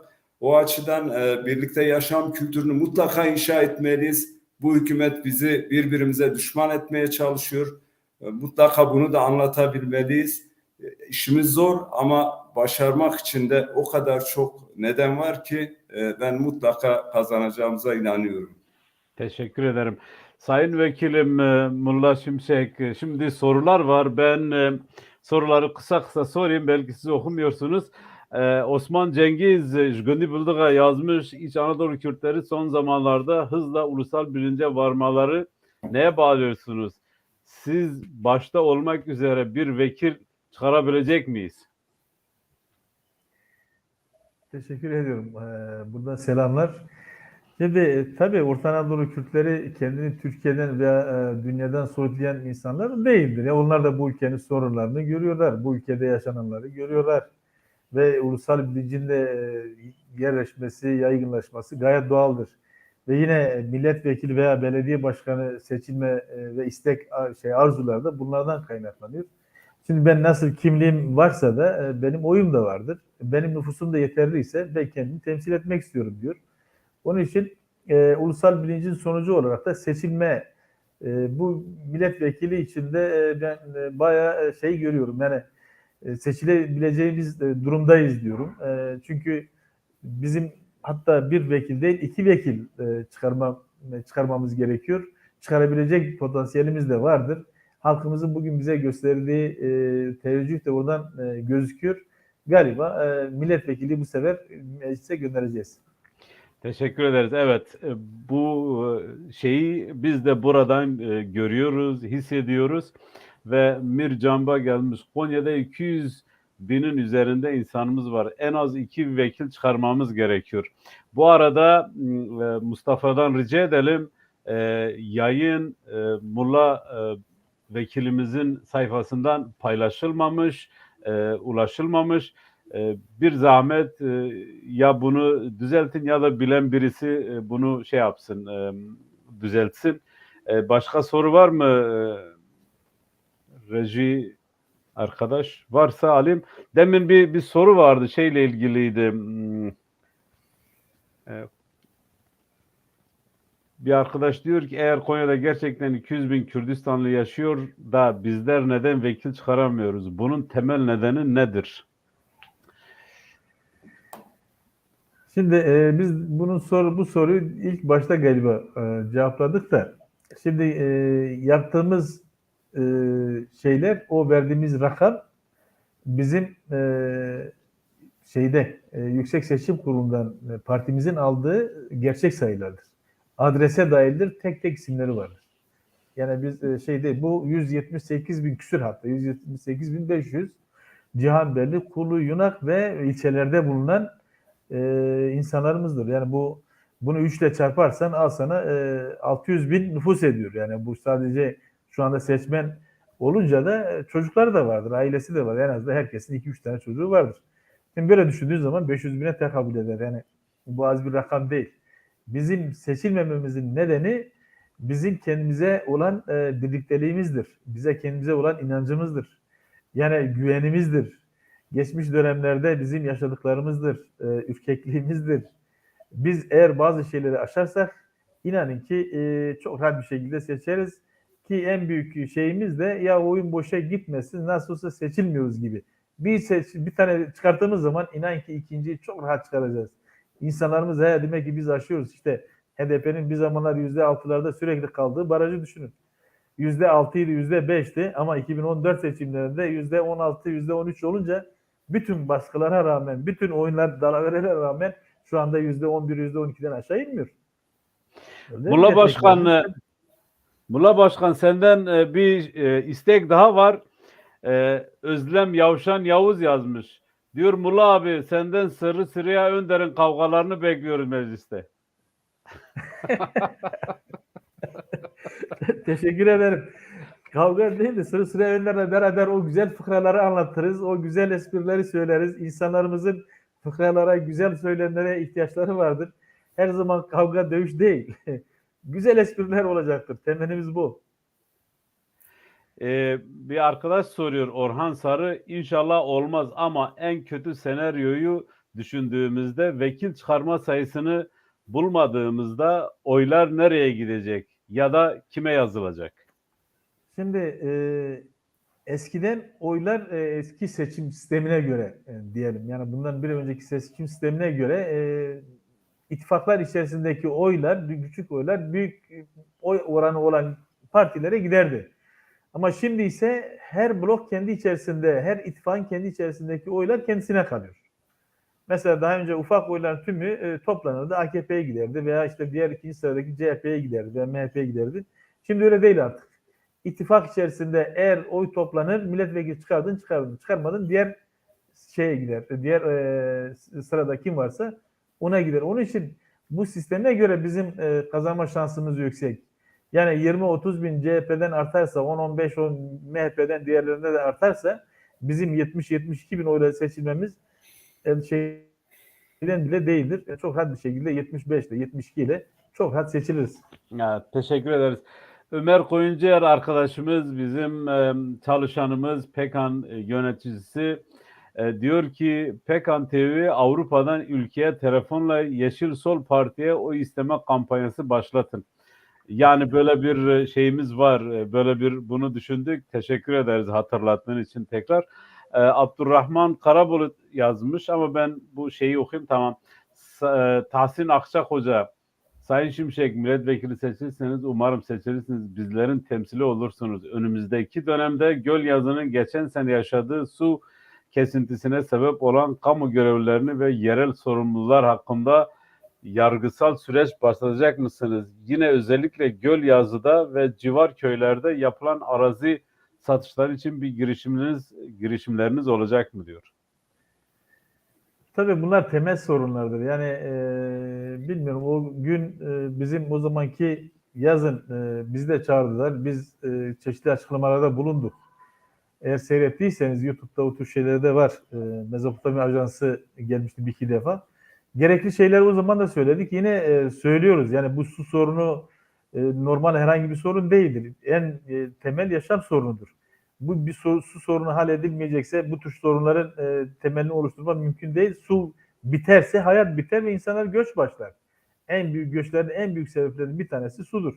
Tabii ki bunun temel sorunu kabul edip buna kesin çözüm bulacağız. Ki daha önce çeşitli şeyleri de bulduk. Anlattık da bunları. Toprak satışları artık bunu AKP maalesef istediği her şeyi istediği şekilde satabiliyor. Ben en çok o arazilerin işte imarını ben yaptım. Ot parasını ben verdim. Parselasyonu ben yaptım ama bana vermediler. Benden sonra da belediye devredip şu anda güzel bir şekilde satıyorlar. Bizim ona yapacağımız bir şey yok. Çünkü devletin elinde olan bir şey. Teşekkür ederim. Reji eğer başka soru yoksa biz şeye devam edelim. Bu arada bize de eleştiri vardı. Diyor bırakın Mulla vekilimiz konuşsun. Biz zaten Mulla vekilin konuşması için buraya çıkardık ama öyle üst üste soru sorup yormak veyahut da boğmak istemedik. Bundan dolayı hem Ali Fuat arkadaşın bu şekilde desteği ve sizden gelen soruları da sorarak biraz harmanlama yapmak istedik. Öyle bir niyetimiz asla olamaz yani. İsterseniz Mulla Vekilim biz şeyle devam edelim. Siz dile getirdiniz aslında ama burada biz yazmışız. Türkiye'de en büyük sorun Kürt sorunu olarak herkes tarafından dile getiriliyor. Herkes zamanı geldiğinde söylüyor. İşte seçimden seçime söylüyor. Ama bir türlü bir çözüm getirilmiyor. Bir çözüme ulaştırılmıyor. E, Sizce bu Kürt sorunu nasıl çözülür? Şimdi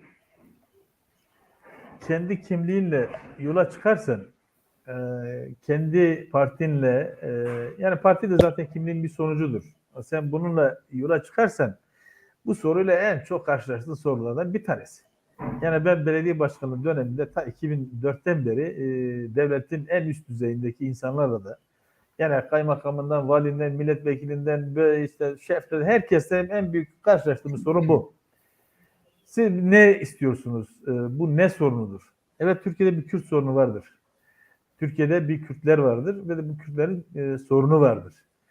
Bu sorunu çözmenin yolu ben baştan beri her zaman söylediğim, bunun demokratik zemin içerisinde bu sorun çözülmesidir. Bu demokratik zeminde şu anda Türkiye'yi en iyi temsil edebilecek, elinde gücü olan, yasama organı elinde bulunan meclistir. Türkiye Büyük Millet Meclisi'dir. Bu zemini eğer demokratikleştirirsek, bu zemin içerisinde de bu sorunu çözebiliriz. Bu da çoğunlukla olur. Meclise girmekle olur. İşte ilk başlarda hiçbir zaman mecliste milletvekillerimiz yokken, sorunları tartışırken oradan AKP sıralarından, diğer sıralardan kalkarlardı. Ben de Kürdüm, ben hiçbir sorun görmüyorum derlerdi. Ben de Kürdüm ama benim sorunum yok derlerdi. Ama bizim partinin milletvekilleri çıkıp da işte Kürtlerin gerçek sorunlarını dile getirdikleri zaman AKP o zamanki Başbakan Tayyip Erdoğan Diyarbakır'a gidip bu Kürt sorunu benim birinci sorunumdur. Bu benim sorunumdur dedi. Dedi bunu bizzat kendisi. Ama daha sonra işine gelmediği için de başka zamanlarda da başka yerlerde siz Kürt demeseniz Kürt diye bir şey yoktur. Kürt sorunu demeseniz başka bir Kürt sorunu yoktur der. Ve yine anlayışlarına, şeylerine bakıp da ya arkadaş bu sorun illa hiç çözülmelidir. Bakın bu sizin beslendiğiniz kalanlar, sizin işte şu andaki MC hükümetiyle beraber, yani eski MC şu andaki yani AKP, MHP hükümetiyle yapabildiğiniz, gelebildiğiniz nokta çözümsüzlüktür. Sorunu çözmek yerine sorunu gitgide kangren haline getirmektir. Bu sorun böyle çözülmez. Biz vatandaşın aç kaldığı zaman vatandaşın benim soğanım yok, ekmeğim yok, ben artık param yok dediğinde verdikleri cevap, siz biliyor musunuz bir mermi kaç para, bir top kaç para? Bu cevapları alabiliyoruz. Peki böyle bir hükümetten, böyle bir anlayıştan geldiği nokta bu. İlk başlarda bu değildi kendisinin söylediği. Kürt sorunu benim sorunumdur diyen bir anlayış. Bugünkü geldiği nokta işte mermi kaç para, top kaç para dendiği zihniyete gelmesindeki fark, aradaki fark bu kadardır. Makas bu kadar açılmıştır. Bu anlayışla da bu sorunu çözmek artık mümkün değildir. Bunlardan bir şey beklemek mümkün değildir. Anayasal dayanan olmadığı bir çözüm süreci başlatılmıştı. Bu çözüm sürecinde ortada bulunan bizim partili arkadaşlar, genel başkanlarımız şu anda o çözüm sürecinde görev aldıklarından dolayı yargılanıp cezaevindeler. Kimi yurt dışında, kimi cezaevinde. Bunların tümünü biz yaşadık. Artık bu hükümetle bu tür şeylerin çözülmesi, bu anlayışla çözülmesi mümkün değildir diyorum. Ne zaman Türkiye'de meclise demokratik çözümün esas alındığı bir anlayış hakim olursa o zaman bu sorun mecliste, masada çözülür. Hiçbir sorun kalmaz. Bizim zaten istediğimizde, beklediğimizde kardeşçe birlikte yaşamanın koşullarının var olduğunu inanıyoruz. Sadece sistemdeki sıkıntılardan dolayı olmuyor. Biz bu sorunu mecliste çözeriz ve hiçbir sorunda Türk, Kürt, Alevi, Sunni hiçbir anlayışa fazla baskı gelmeden, zulüm görmeden bu sorun çözüleceğine inanıyorum. Teşekkür ederiz. Bu sandık güvenliği ile ilgili çok soru geliyor. Arkadaşlar da cevap veriyor. Başkan Hacı Mehmet aslında cevap vermiş. İsterseniz onu ekrana getirelim, onu da okuyalım. Sayın Hacı Mehmet Bozak diyor ki sandık güvenliği için herkes müşahit olmak için partiye ulaşalım. Yani oylara sahip çıkmak için müşahit olmak gerekir. Bunu da buradan mesaj olarak iletelim. herkes eğer müşahit ne kadar çok olursa ne kadar sandıklara o kadar da sandıklara sahip olunur ve böylelikle çalınması veyahut da herhangi bir şeyin yapılması da önlenmiş olur. Var mı soru? Burada Sayın Recep? ben bir şey Buyurun, eklemek buyurun, istiyorum. buyurun vekilim. Şimdi Yeşil Sol Parti ilk defa seçime girdiğinden dolayı sandık görevli yoktur. Yani sandık görevlimiz yok. Ancak müşahit, yani dışarıdan işte o sandığın bulunduğu kapı önünde görev alabiliyoruz. Onun için de müşahitler önemli. Yani sandık görevlisi olsaydı bu kadar şey olmayabilirdi. 2-3 kişi yeterli olabilirdi ama şu anda bize en çok bizim ihtiyaç duyduğumuz müşahitlerdir. Onların en azından binanın etrafında, binanın içerisinde sandığın güvenliğini sağlamaktır. Orada insanlarımıza yardımcı olmalarıdır. Çünkü sandık görevlimiz yok maalesef. Bayram Parlayan sormuş. Hocama başarılar diliyorum. Muhtemelen 75 bin oy alırsak hocamızı meclise gönderiyoruz. 2018'de 50 bin oy almıştık. Sorum 25 bin oyu daha almak için nasıl bir kampanya yürütüyor? Bir de diyor ki Avrupa'da kullanılan oyların Konya seçimlerine bir katkısı var mı? Tabii. Selamlar Bayram Bey. Şimdi arkadaşlar biz en son tamam 52 bin Bülent Kılıç arkadaşımızın aldığı oy 2018'de 52 bin oydur.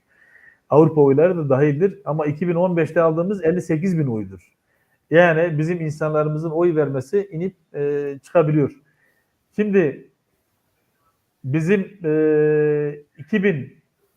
2018'deki aldığımız oya bakarak değil, bugünkü gençlerin oranına bizim 58 bin aldığımız oya bakarsak bize 12-15 bin arasında bir oy lazım. Bu özellikle bilmek lazım. Yine yurt dışındaki seçmenlerimiz de arkadaşlar mutlaka oy kullansınlar. Oy kullanıldığı zaman bizim partimizin aldığı oy daha sonra Konya'da almış olduğumuz oy oranına göre hesaplanıyor. İşte biz %5 aldık, oy aldık diyelim. Eğer Avrupa'dan da 1 milyon oy kullanmışsa %5'ini yapar? 10 bin oy demektir. Bu 10 bin oy Konya'da bizim oylarımıza eklenecektir. Onun için Evet. sandığa mutlaka gitmeliyiz. Avrupa'dakiler oyunu Avrupa'da kullanmalılar. Yani evet, bunu da buradan bizim PKK'nın eş başkanı Sayın Melihat Doğan diyor ki Sayın Murat Şimşek'e başarılar diyorum. Seçildiği takdirde Konya için uzun vadeli proje vaadi var mı? Kendi bxaj Ankara'ya yollamış da ben Şimdi bizim en büyük vaadimiz demokrasi vaadidir. Biz kendi sorunlarımızı, kimliğimizin sorunlarını çözdüğümüz zaman inanın ki diğer işte çiftçilik alanında, tarım alanında, iş, gençlik, kadın sorunlarımızı en büyük projelerimiz olacaktır. Mecliste bunları tartıştığımız zaman, konuştuğumuz zaman meclis kürsüsünden vereceğimiz önergelerle meclis komisyonlarında bunları galiba takip edeceksinizdir. Teşekkür ederim. Baku Brusk teşekkür ederim. bizim arkadaşımız, bizim rejinin amcası.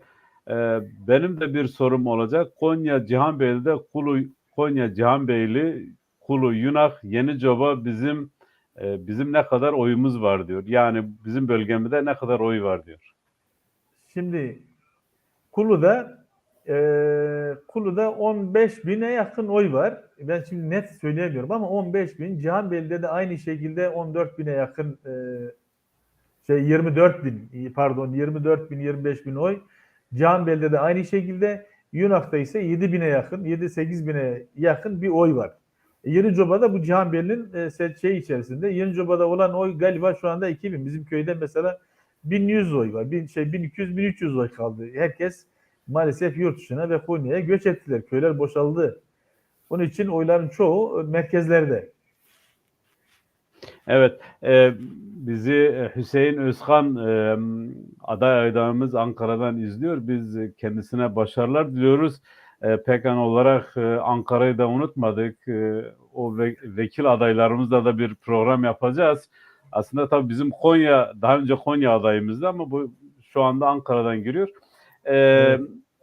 Bir başka soru daha vardı herhalde kalmadı. Hüseyin Ceylan diyor. Sayın Vekil ve katılımcılardan yayının sonunda biraz da Kürtçe konuşsanız daha şok olur diye düşünüyorum. Slav respas.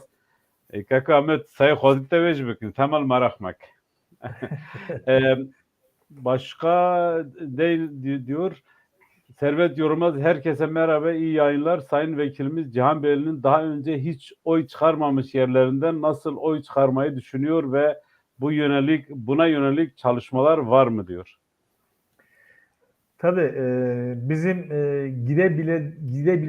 gidebildiğimiz kadar gidiyoruz. Mesela çok sıkıntı yaşadığımız Yonak ve o bölgelerdir. Seçmenimizin Kürt nüfusunun en çok olduğu bölgelerdir. Biz geçen hafta oradaydık. Geçen hafta dedim 2-3 gün önceydi. Ama yine burada sorusuydu. Merkezde bulunan o bölgenin insanlarıyla birebir esnaflarıyla görüşmeye çalışıyoruz. Görüşüyoruz da. Her şey olumlu gidiyor. Şu anda daha önce hiç biz oy vermedik ama bu sefer galiba bu AKP'ye çok verdik. AKP bu sefer yeter 21 yıldır bize getirdiği en büyük en son hizmeti işte bizim yiğidin soğana muhtaç olduğu dediğimiz o durumdan bu artık soğanın kilosunu 30 liraya getirdiler. Biz soğanı bile yiyemez duruma geldik. Biz yeter diyoruz. Bunları gönderelim diyorlar. Ve bize herkes sıcak bakıyor o anlamda. Biz de umutluyuz onlardan. Evet. Yani burada sorular çok. Sorular geldi. Biz biraz sorulara ara verelim ve şeyimize devam edelim. Mulla vekilimizi de epey yorduk. İzzet Zozan'ın sorusunu da böylece cevaplamış oldu Sayın Vekilimiz. Ben Ali Fuat arkadaşımıza şu soruyu sormak istiyorum. İşte 2 saate yakındır yayın yapıyoruz. Böyle bir ülkeden bir tablo. Yani Konya'ya gittik, Kırkışla'ya gittik, Kule'ye gittik. Şimdi Avrupa'dan örnekler verdik. Bu tabloya baktığınızda ne görüyorsunuz? Doğrusu ben çok iyimserim. Yani demin de söylemiştim, Konya'dan vekil çıkarma konusunda artık tereddütlerimiz olmamalı. Daha çok oy nasıl arttırırız, biraz onun kaygısına ya da çalışmasına girmek gerekiyor. Tabi bu vesileyle bir Mulla Vekil'e bir nakliyecilerin sorunlarından da bahsetmedi. Ben de bir nakliyeciyim. Mulla Vekil biliyor, nakliyecilik de ciddi bizde sıkıntılı bir durumdalar. Yani kısmen herhalde bu dönem iyiler. Şimdi yani gerçekten o potansiyelimiz var ama şu eksikliğimiz var. Yani bu herkeste, aslında hepimizde olan bir eksiklik. Biz Avrupa'da kısmen PKK vesilesiyle kendimizi örgütlemeye çalışıyoruz ve ülkeye de aslında yansıması oluyor. Çok önemli, yani değerli bir çalışma. Avrupa'nın neredeyse her ülkesinde örgütlüyüz. Ama dikkat edin, AKP'nin başarısının tırnak içinde başarısının ya da oy potansiyeli anlamda başarısını daha açık söylemek gerekiyorsa çok ciddi bir örgütlenme oluşturmuş. Yani mesela Okçuluk Derneği'nden tutun o cemaatlere kadar camileri denetimine almış, işte devletin kaynaklarını denetimine almış, belediyelerin kaynaklarını denetimine almış. Ciddi bir örgütlenme çalışması yürütüyor. Bizde temel sorun aslında bizim insanlarımız son derece duyarlı, son derece gerçekliği görebilen bir potansiyele sahip. Kimliğine sahip çıkmada da aslında son derece tutarlı.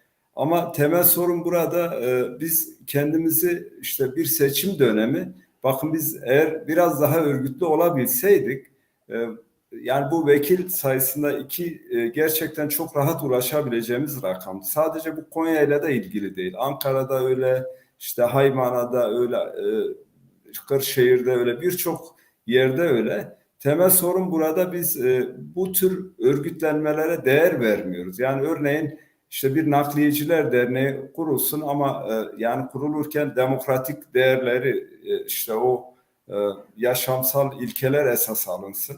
Yani hepimizin olabileceği bir yaklaşım ortaya konulsa son derece başarılı oluruz. Yani kırılganlığımız oradan geliyor. Yani mevcut hükümet 22 yıldır, 21 yıldır iktidar. İnanın bu iktidarını bu söylediğim kurumlar aracılığıyla sürdürüyor. Bakın İstanbul Belediyesi'nde bunların deyim yerindeyse ipliği pazara çıktı. Oradaki örgütlenmeleri çok iyi gördük. Bence bu vesileyle, bu seçim vesilesiyle yine PKK'nın varlığı devam ediyor. Önemli bir çalışma, değerli bir çalışma.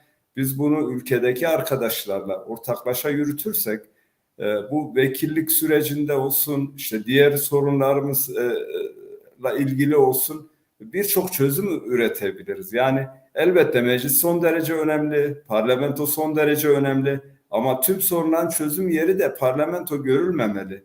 Dolayısıyla toplumun kendisini, işte kadınların kendisini örgütlemesi, gençlerin kendini örgütlemesi, köyde işte meclislerin oluşturulması, ilçelerde yine meclislerin oluşturulması tüm sorunların çözümünün panzehri. Bunu görebilmek gerekiyor. Kısaca ben seçime tekrar dönersek ben özellikle Mulla Şimşek arkadaşın kişiliğiyle de ilgili son derece isabetli. İnsanlar seviyor. Kişisel, bireysel hiçbir hesabı yok. Demokratik kültürü, uzlaşma kültürü gelişmiş. Türklerle ortak çalışmalar yürütmüş. Türklerin de saygınlığını kazanmış bir kişiliği var. O çerçevede bunu biraz anlatabilirsek, yani biz temel olarak dediğimiz gibi bu yaklaşımımızın özü bu zaten esas olarak. O çerçevede biz kesin başarıya ulaşacağız. Bu Avrupa'da da mutlaka, özellikle Avrupa'da seyrediliyor. Mutlaka herkes köyüne ulaşmalı, herkes ailesine ulaşmalı, akrabasına ulaşmalı. Ama zaten birçoğu bunların bize gelen oylar. Bunlar kendileri veriyor. Biraz onların dışına çıkabilmenin yollarını arayalım. Nasıl bir yol yöntem izleriz? Kimi nasıl ikna ederiz? Biraz o çerçevede yaklaşmak gerekiyor. Ben çok şahsen umutluyum. Yani mevcut hükümet zaten deyim yerindeyse kendisi diyor, yani gidin iktidarınızı kurun. Yani ben artık başaramadım, yapamadım, sınıfta kaldım deyim yerindeyse. Düşünün, yani Türkiye Cumhuriyeti'nin özelleştirmeden kaynaklı milyarlarca dolar birkaç müteahhite peşkeş çekildi. Bugün AKP ile ilişkili her müteahhit milyoner oldu, milyarder oldu. 5 tane ya da 13 tane mi ne aile var, geçen gün okudum. 44 milyon insanın servetine eşit zenginliğe sahip. Şimdi böyle bir şeyin toplumun kabul etmemesi gerekiyor. Bizim itirazımız buna. Yoksa biz birileriyle kavga etme, birileriyle hesaplaşma niyetinde değiliz. Biz bize ait olanı istiyoruz. Biz em Kurdun, yani havalık o hanakşi Kurdi bipeyvin, yaş kurmancı denkin, eğer hanakşi em kurmancı denkin daviye, ve daviye baverim em tsarın. Yani jibo tiştek desmeda te, rasti em vana xudi derkevin. Yani em kasiro nahakiye nakin, gere vere zanin, ama daviye serkefti bibin, yani serkefti ya me gere havale hamu bizanı be. Gel yani nemine beri asbejim, yani iro am geçti belki havaltı beşin ya işte 8000 denk am nıkarım bugün. Vallahi ama sat 8000 denk bugün. Az iddia tıkım. Çünkü o potansiyele me heye tane am baveriye me, yani inancımız bize olmalı. Temel sorun orada. Ben o açıdan kimse demesin ya işte bunlar tek gitsin, kim gelirse gelsin demesin. 80 yıl ondan öncekiler yönetti, AKP'den önce. AKP'yi yaratan o anlayıştı. Dolayısıyla onu da görmek gerekiyor. Cumhuriyetin temelleri çok sağlam kurulmadı. Bugün bu aşamaya geldik, AKP'yi çıkaran bundan önceki süreç. Dolayısıyla doğru görmek gerekiyor. Yeşil Sol Parti bu anlamda üçüncü bir yol. Bu üçüncü yola sahiplenmek gerekiyor. Demokrasiyi güçlendirmek gerekiyor. Kadınlarla eşit yaşam, çevreye, doğaya saygılı bir yaşam, herkesin yoksulun olmadığı, insanların onurluca evine gittiği bir yaşamın iddiasını Yeşil Sol Parti yürütüyor. Bu çerçevede bence bizim için dediğimiz gibi, yani bunun inkarı ya da affı da yok. Açıkçası her insanımız bu konuda duyarlı olmalı. Ben inanıyorum, bizi izleyenler mutlaka duyarlı ama yeterli değil. Yani biz bize yeterli olsaydık bugün bu tartışma yürütülmezdi. Dolayısıyla temel sorun burada bu var olan mevcut çerçevenin dışına çıkmamız gerekiyor. Herkese kendimizi ulaştırmamız gerekiyor. Çok sayılı bir gün kaldı. Yani biz buradan elimizden geleni yapacağız Avrupa'da. Ülke içinde çok iyimseriz. Arkadaşlar gerçekten çok çaba gösteriyor, saygı duyuyoruz. Ama yani yeterli mi? Yeterli değil. Yani dolayısıyla biz bu potansiyelimiz bu değil. Yani biz acı yani üzücü bir durum. Kürtler diyelim. Yani bir tane vekil çıkaramıyorsa gerçekten yani kimseye bir şikayette bulunma hakkımız yok. Herkes komşusunu ikna etmeli, herkes arkadaşını ikna etmeli. Ben inanıyorum başarabileceğiz. Sivas. Teşekkür ederim. Bu arada bir anons var. Danimarka'da pazartesi günü Aarhus şehrinde Erenler Derneği'nde Sayın Ahmet Yıldırım, Muş eski milletvekili oraya geliyor. Seçim çalışmasından dolayı. Buradan Aarhus ve bölgesinde yaşayan herkesi bu toplantıya davet ediyoruz. Giyasettin Almaz dayım diyor ki kadın bir vekil adayımızı da canlı yayına alın diyor. Zannedersem bu televizyondan, bu Pekan yayınından pazar günü kadın arkadaşlar bir program yapacaklar. 1 Mayıs için hazırlığınız var mı? Yani biz buradaki seçim çalışmaların içindeyiz. Sayın Hacı Mehmet Bozdağ onu diyebiliriz. Ayrıca bir şey daha vardı ama evet Arif Baş diyor ki yoğunluğu Konya merkeze verilmeli. Merkezde oy daha çok. Merkezde çok çalışmak lazım. Ben de bunu Mustafa'ya söylemiştim. Biz devam edelim. Sorular eğer yoksa ben devam ediyorum. Tamam sorular var. O zaman al.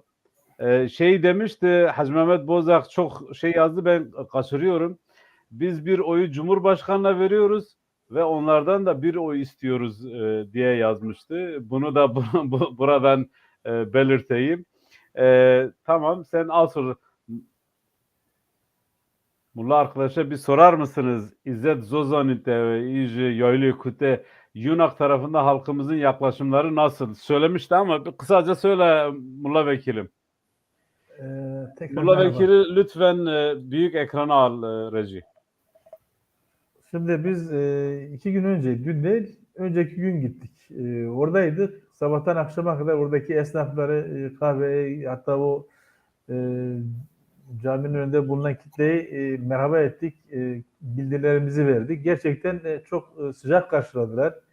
Herhangi bir sıkıntı yok. Ya ama bizde onlarda olan en büyük sıkıntı tedirginlik. İşte biz deşifre olmak istemiyoruz. Böyle uzaktan seyredelim gibi. Tabii bunlar aşılacaktır. Biz daha da gideceğiz. 1-2 defa daha gideriz. Ve bizden sonra şimdi şu an bugün de en az 2-3 tane telefon geldi oralardan. Çok olumlu karşılıyorlar. Katkı sunacaklarını geçen dönemlere göre fazla olacağını bekliyorum. Çünkü yaklaşımları onu gösteriyor. Evet. Yani Mulla Başkanı diyor Mulla Başkanı diğer seçimlerde göremedi. Bu seçimlerde ne gibi fazlalıklar görüyor? Şimdi diğer seçimlerde de mesela 2014'teki çözüm sürecinin 2015'teki seçimlerde çok güzel bir ortam vardı. Çok güzel bir hava vardı. İnsanlar her alanda gelip kendini katabiliyordu. Ama 7 Haziran'la 1 Kasım mıydı diğer şeyde? O 3 aylık süre içerisinde örneğin Yunak'ta biz 998 galiba 1000 oy almışız. Hemen 250 oya inmiş. 300'e inmiş. Bu insanların üzerindeki korkunun, endişenin bir sonucudur. Kimliklerine ve şeylerine bir takım sıkıntılara bağlamasından kaynaklanıyor. Ama Gölyazı gibi bir yerde, Cihanbeyli'nin çeşitli yerlerinde bu sorunlar yaşanmıyor.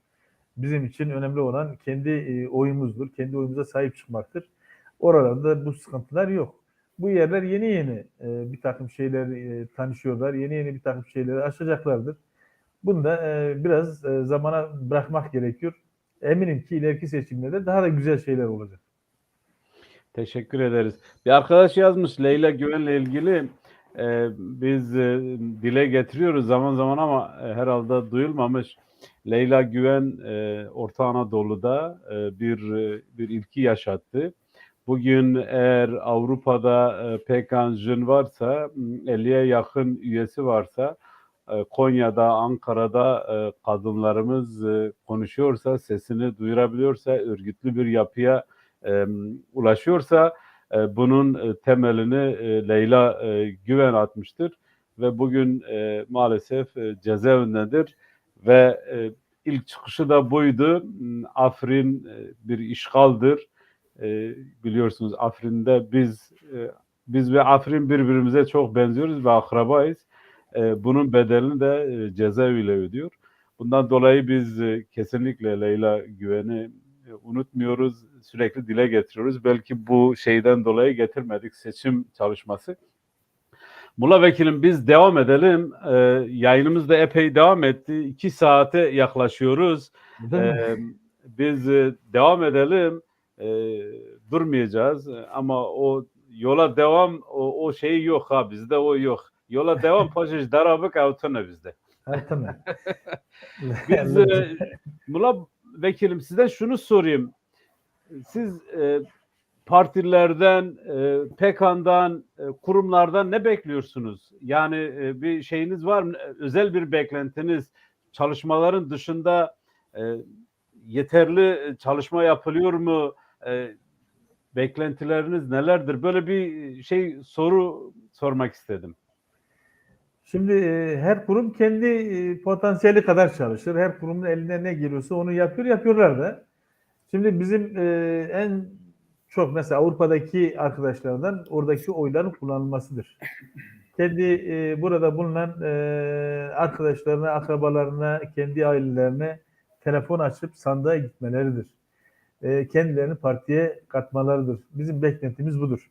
Yani onun dışında sağ olsun zaten gönül birlikteliğimiz vardır, birlikte hareketliliğimiz vardır. Bütün kurumlarımıza da teşekkür ediyorum. Sizlere de teşekkür ediyorum bu yayından dolayı. Biz teşekkür ederiz. Bizim için bu bir görevdir. Biz yayının başında da bunu söyledik.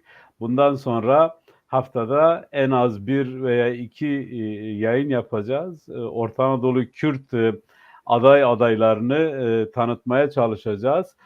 Ayın 27'sinde buradan açıklama yapayım. 27'sinde Sayın Mustafa Karaman Kırşehir adayımızı beraber bir program yapacağız.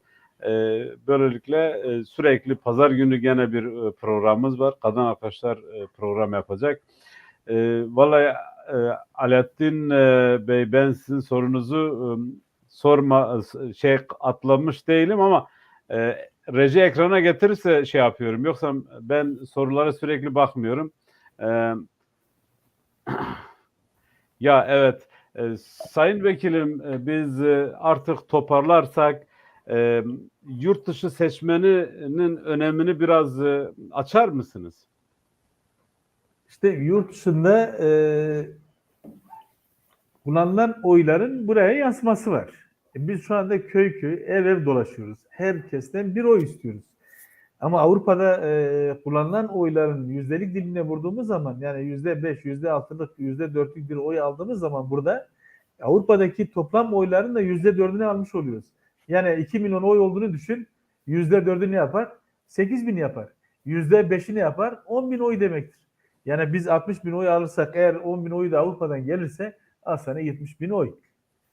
Yani milletvekili seçilme olasılığımız daha da yüksek olur. Bu anlamda Avrupalı arkadaşların özellikle sandığa gidip oy kullanmalarını istiyoruz, bekliyoruz. Yani ne kadar oy oranımız artarsa bize yansıması da o kadar artacaktır. Yani en büyük önemi budur.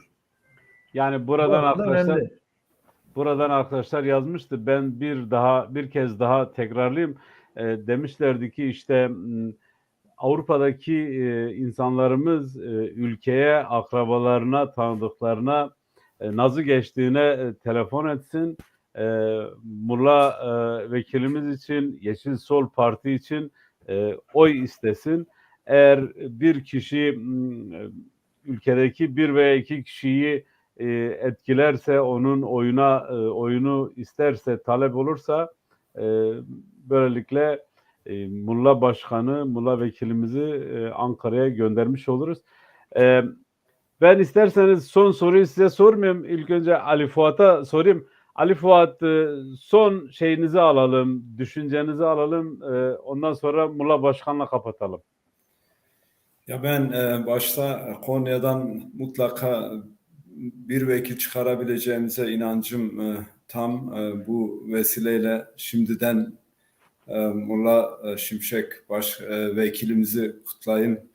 Erken kutlama ama tüm samimiyetimle, tüm yüreğimle inanıyorum. Bir diğeri yarın bayram,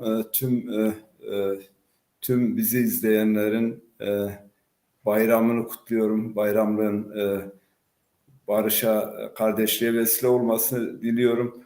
Bu milletvekilliği ve cumhurbaşkanlığı seçimi dolayısıyla demin de belirttik, önemli bir seçim. Bu seçimde mutlaka oyumuzu kullanmalıyız. Gerek yurt içinde gerek yurt dışında. Ama bizim açımızdan gerçekten bu Konya'da işte nasıl ki Gölyazı Belediyesi'yle bir sürece damga vuruldu. Yine aynı şekilde işte iyi bir tesadüf, yine Mulla Şimşek bu vesileyle umarım mutlaka Konya'dan bir vekil çıkarırız. Ama biraz sürece doğru ciddi yaklaşmalıyız. Yani iyi bir çalışma olursa kesin başarırız. Benim inancım çok fazla oy eksiğimiz yok bir vekil çıkarabilmek için.